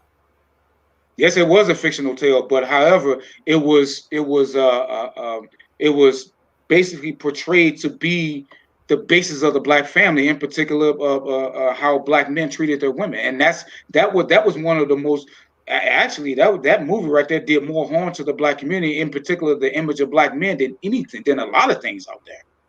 Well, I'm no fan of that movie. From like the opening scene where the baby was carried out into the cold, I was very close to just clicking off in my mind. But I'm just saying that's yet another extreme case where quite often it was more subtle and more socially accepted, more covered up. But black men, even during that time, black men didn't have that type of power. They just didn't. Physical power? I'm not talking about, of course. I'm talking about that type of financial power. They didn't have that type of. Black men just weren't like that. They weren't like the misters during that time. They didn't. They didn't have a whole bunch of land runner. They were running away from the South, trying to get the fuck away from the South. Well, I wish that we would kind of let the Color Purple out the side door. I really don't like to comment on. Okay, fine. We can do away with comics and rappers and all that stuff, man. Okay, we can do away with that. So, are you saying then that subtle domestic violence, which is linked to like withholding of funds, based on whims.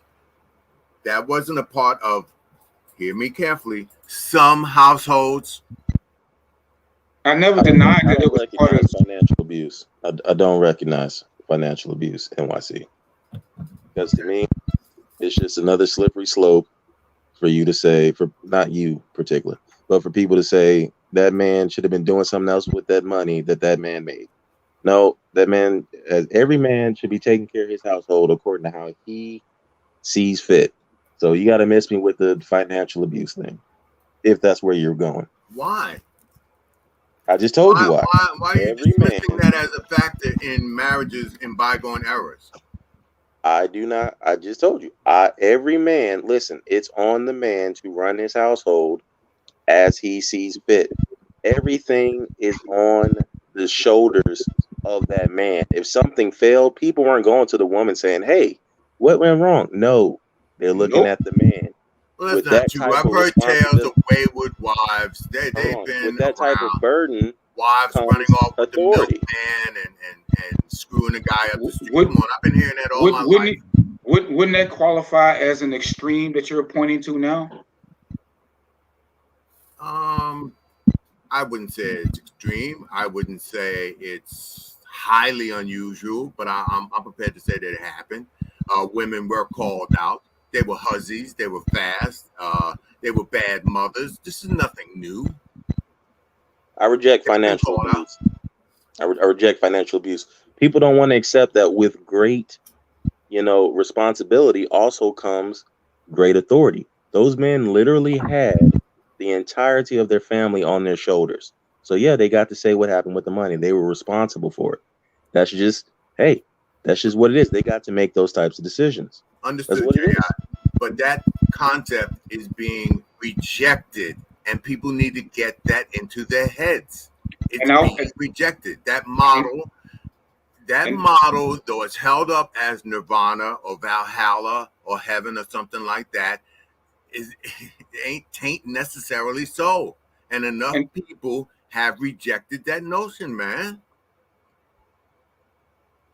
and I would say that rejection in and of itself, that rejection sits at the seat of a lot of the problems within family relationships today. Because that rejection, that rebellion against that natural order, Oh, here we go. Natural. okay, Here we go. that rebellion against from that rebellion from that natural order has caused chaos. I've also heard that U.S. black men are naturally low IQ. So easy with that natural shit, and that we're naturally violent. So you might want to, tread lightly with that natural shit. A lot of Hold on, what hold we on, hold on. assume is NYC, nature are you is in saying fact Now, learned in see, nature. NYC? It you might have been can't learned Hold on a millennia second. Hold on a you second. ago, can't but stretch a prejudice over something, as a man being a natural leader of his home. You can't stretch that prejudice that's been bantied against black folks. You can't do that, and actually it would be unfair. But no, I'm talking okay. about.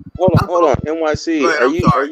asserting that for since the beginning of time, men have not been the leaders of women? Would that not make it natural? Make it A qualify? proven system, a proven system that has been But I'm working saying, for yeah. Would I that millennia. not think a lot of qualify as that was natural? based on our larger physical mass, But would that and not and it's make it and it's we've natural for it evolved to from that happen for since thousands of years? we no I'm longer not have talking to about why wrestle it happened. wolverines anymore. No, but I'm not talking about why it happened. The fact that it happened for centuries upon millennia upon thousands of years, would that not make it natural? That's the Because definition of natural, isn't it? no, It's been happening on its own no, for thousands of even if Can years. it happened millennia ago, it can still be learned behavior. okay, learning behavior. Natural means Can I ask? intrinsic, inherent. You were born with it, and that's Okay, the Yeah, whole but that's argument what we were with it born being, with. That's and what we that's what's being did. debunked.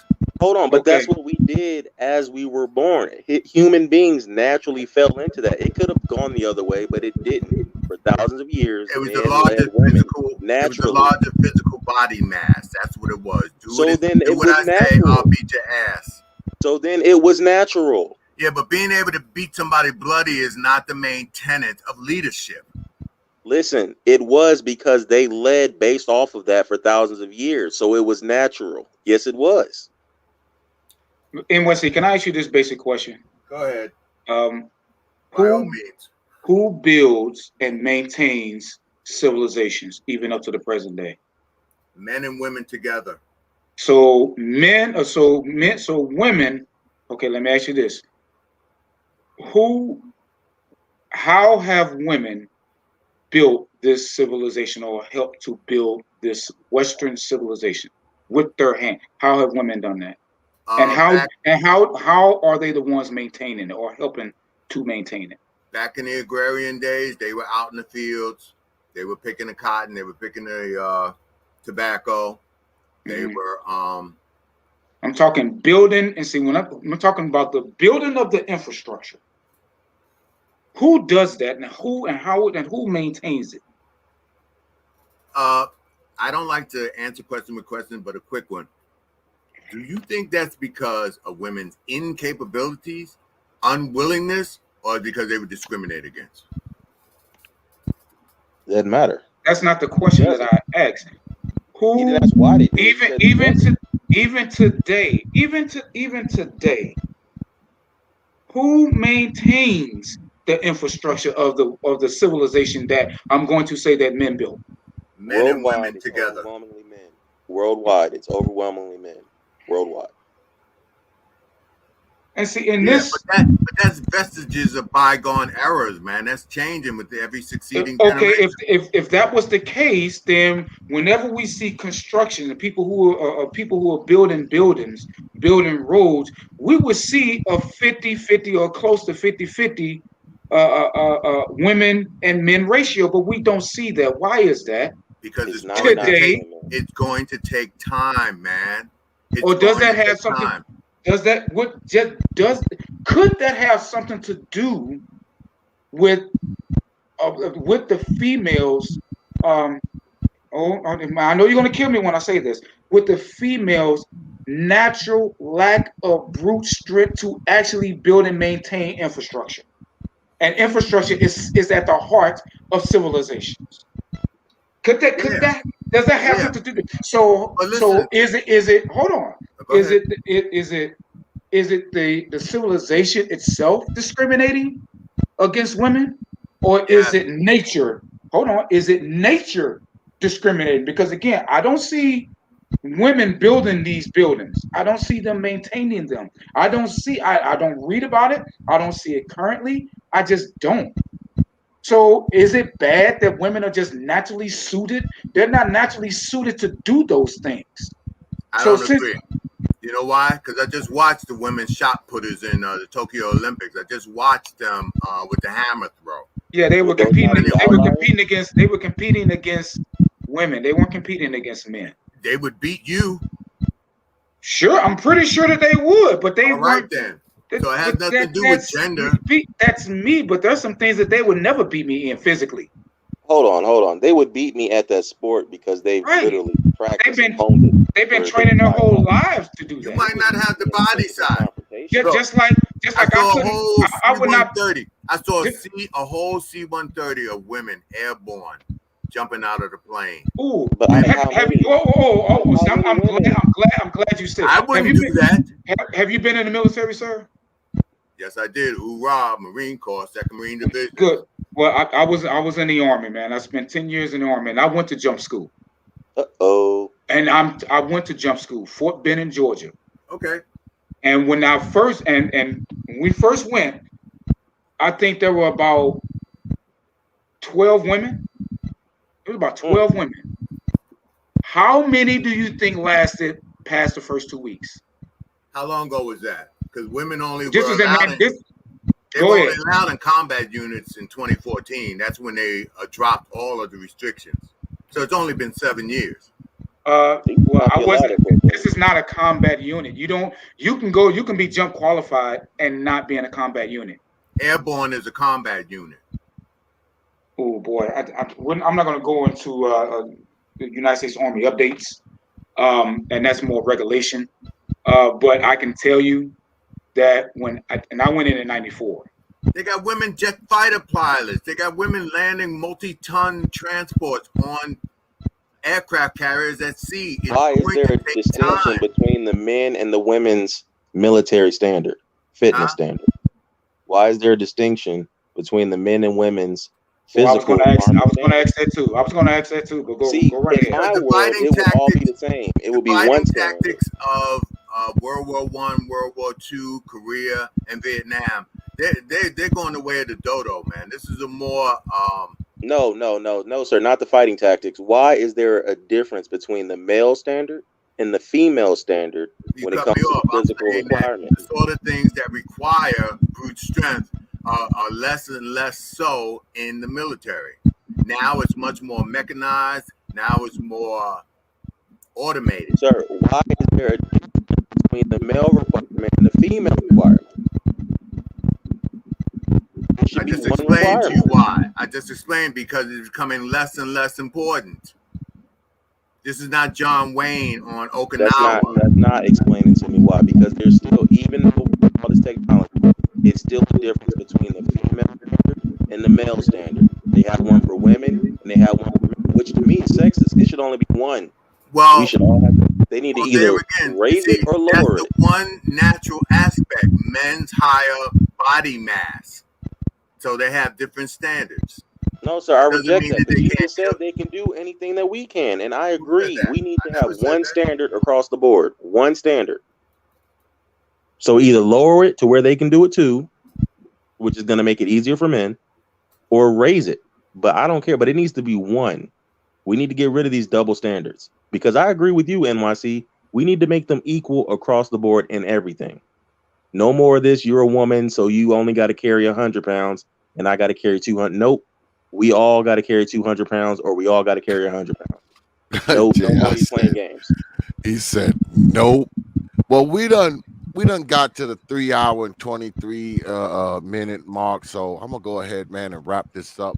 Everybody go ahead, give their parting shots before we peel up out of here.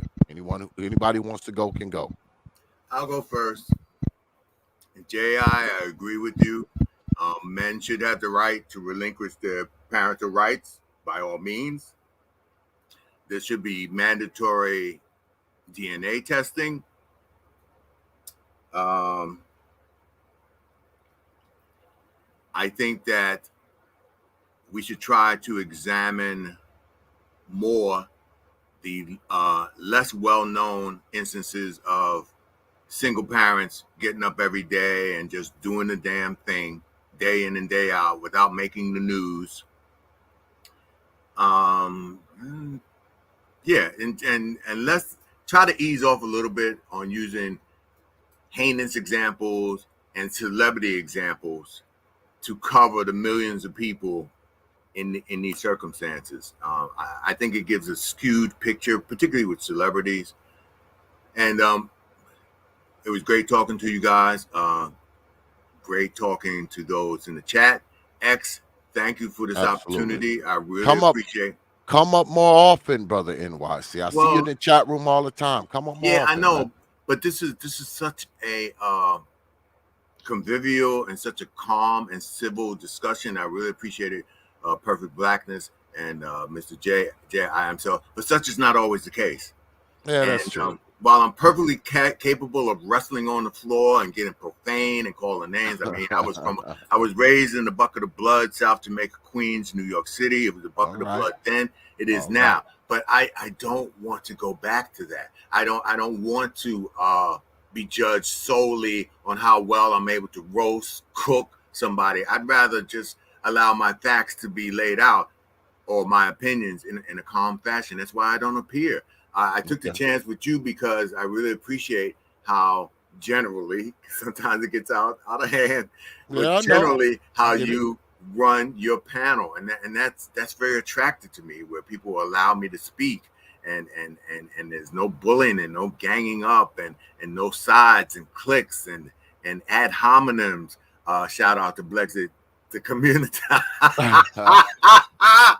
Anyway, thank you so much, and I appreciate the invitation, and I would love to come. Absolutely, man.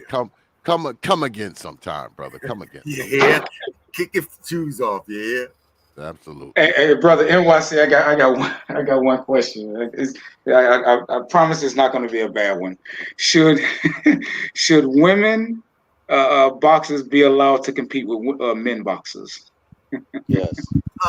No, I don't agree with that. Why not, man? There again, see, now we're centering on that one truly natural thing.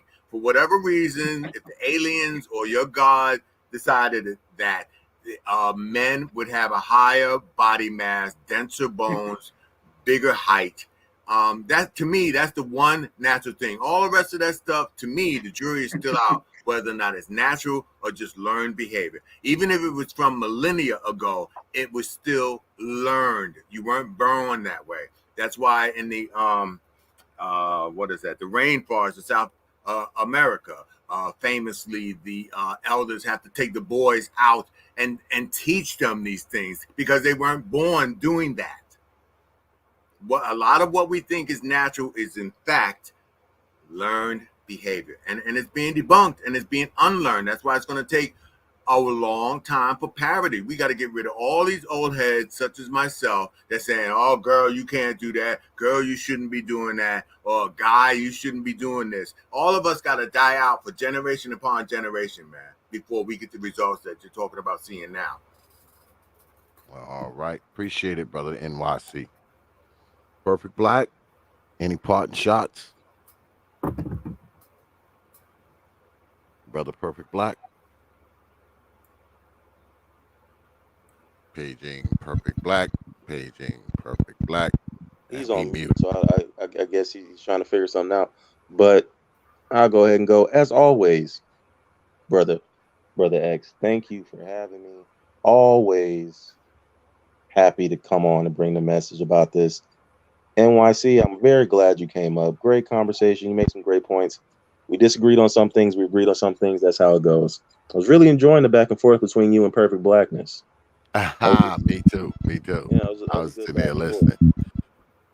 Yeah, but yeah, I appreciate you brothers, man, coming through tonight, man. As always, you know, always some good stuff going on up here. Like brother NYC said, sometimes it turns into a knife fight, but sometimes it's pretty clean. It's just a pillow fight. As worse as it gets, is a pillow fight. So But thank No, we y'all for having me. can't have a knife fight. Can't have blood out in the street. Can't have blood in the Man, I'm street. out. yeah, not every night. Every night can't be a damn fight with switchblades and 007s and shit. Not every night. But yeah. Any parting shots, brother Perfect Black, before we get up out of here? Oh no, man. Just thanks for having me up, bro, and thanks NYC for a very uh, uh, good intellectual conversation. Even though we on different sides of some opinions, but that's good. I think that that's what we need. I think honestly, I think that that's what we need to be able to show the world that black men can still be cordial even when we disagree intellectually. Absolutely, I agree. So, all right, good night, brothers. Yeah, man. Good having you. You another one, man. You got to come through sometime, man. Come Yeah, through, brother. I try, man. I'll be listening in, but like I said, I've been so busy. It's the football season, and it's Yeah. I this know you got. time, man. It's busy for me. So, Yeah, I know you're doing like 75, 80 things a day, but hopefully when shit calm down a little bit, man, you come through and holler at your boy, man. What are you, absolutely. Perfect Blackness? The pulling fullback, man? Say it again. What are you, the pulling fullback, man? The pulling Yeah, fullback. yeah, Oh yeah. no, no. I was a quarterback in safety in high school, man. My man. But I ran track collegiately, so. But I try to I make sure I keep myself in shape, as you can see. So I try to keep myself in shape, and I encourage other guys to do the same thing. Nice. I agree. So, Appreciate you, brothers. Peace. all right, peace, man. Be safe, all. Peace, brother NYC. Yeah, we're gonna go ahead and close it out, folks. Another one in the record books. Y'all already know, brother J.I. Always comes through from time to time. Speaking of his petition, he He says it's moving along, man, and now he's got a channel. Ji, if you are still in the chat, go ahead and make sure you spam your channel. I will put it in there also myself. Let's see. Go. I'll go ahead and put it up in there a few times. Yeah, man, y'all get on down there, man, and check out Brother J.I., man. You know, I subbed to it as well, Brother J.I., so I can see what you got going on down there. Y'all get on down there, man. Subscribe, hit the bell so you can get all the notifications, of course. Unless you don't want to, you want to personalize, you know, you can do that too, Negroes. But good shit tonight, y'all. I'll say this before I get out of here. Like I always tell Brother J.I., I think what he's got going on is possible. I do. I believe it is possible. But I still say, you know, it's going to be a tough sell. It's not going to be easy, but that's not a big deal because anything that's fucking worthwhile is never easy anyway. So it ain't supposed to be easy. God damn it. But once again, I appreciate everybody coming out tonight. Turn this on. I appreciate everybody, man, coming out tonight. I appreciate the good folks out there. And of course, I appreciate the good folks who hang out in here. Never take y'all lightly. You know, I never have and I never will, man. I appreciate your participation tonight. As always, that's always the most important thing, more important than, you know, all the other shit, the super chats and the cash apps and all that other kind of shit. Your participation is way more important than that, man. And I want y'all to know, man, I appreciate y'all hanging out with us, man, because you could have been anywhere on a goddamn Thursday night, but you chose to be here. And for that, I am appreciative and thankful and grateful. All right. All right. I do have a few shows lined up for next week, y'all. I haven't put the thumbnails up yet, so just stay tuned for them. All right. Stay tuned for them. We definitely gonna do some good stuff in the days and weeks to come. I don't know if I'm going to do any shows this weekend. I'm leaning towards not, but you know that always can change, like the weather. So with that, I will leave you good folks with 3 words, you know, like I always do. Open your mind. Hours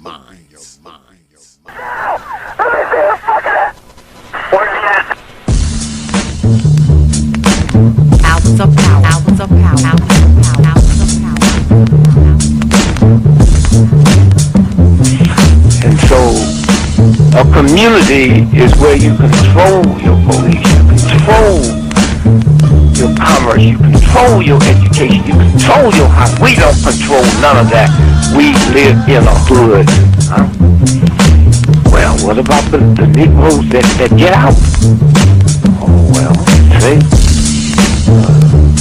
my cousin, they say he's a multi-millionaire, almost at $1 billion. Three PhDs, working on 2 more. Driving down the street in Chicago in his Rolls Royce, enjoying himself, and he hears these sirens and looks through the mirror and sees this cop car flashing lights. He squeezed the steering wheel, man. Heart beats fast. Because he knows the price of a Negro, what it could be. And then when that cop car passed him by, he said, thank God he wasn't after you in the first place, punk. That Negro thing you can't get away from. It's universal. They wasn't coming after you. With all your millions, with your Rolls Royce, with your PhD, didn't help. That's the hood. Why do you think you never pick up the paper until you read over and over and see white families travel. You think of the thousands of black cops in America. Why don't you see white families smiling as black cops shot my loved one 42 times in the back of the head? Why do you think black cops are that? You think they're more spiritual? Think they're better? No! They got enough sense to know that white folks ain't gonna tolerate it. And I will stop in our neighborhood when we decide we will not tolerate it. Now, if we was organized, which is hard to organize people who are just gonna run crazy and you don't know you're crazy.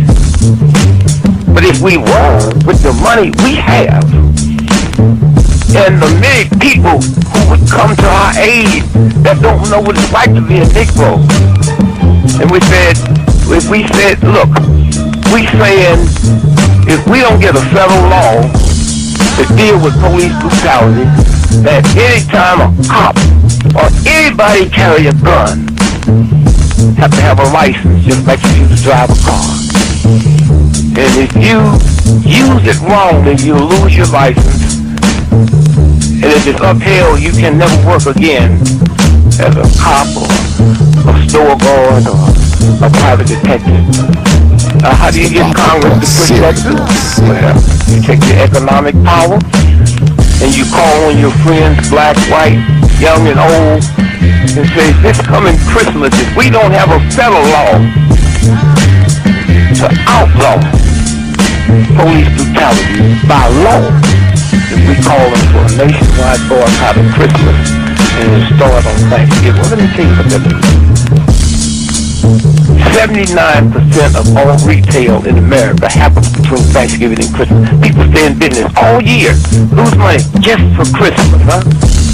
Well, what happens now? Factory Avenue, Toys R Us, Sears and Roebuck, Westinghouse. They will get the bill, and all they got to do is make one phone call and say, Harry, that's the senator, I want that bill pushed through in 3 days. Okay, it's an economic thing. It's that simple. But we have the power, but the system has wiped us out so bad. Hours of power, hours of power, hours of power. Copy. Santa Lincoln 6. Go ahead. Clear suspect down 10-4. 10-4. The officer's code 4. We have one suspect that's been shot. Open your mind. No, sell it to the people. Sell it to the people and sell it to the world. You tell us single motherhood is good. How have we benefited from single motherhood? Some of you niggas just survived it. You just survived it. I'll tell you a lot of y'all niggas, it don't cost shit to love your kids.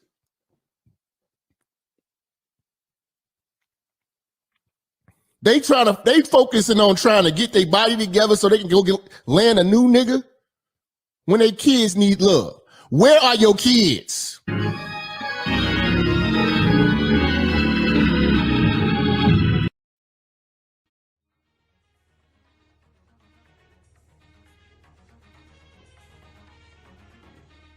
Only from T.P.O.T. Media. Open your mind.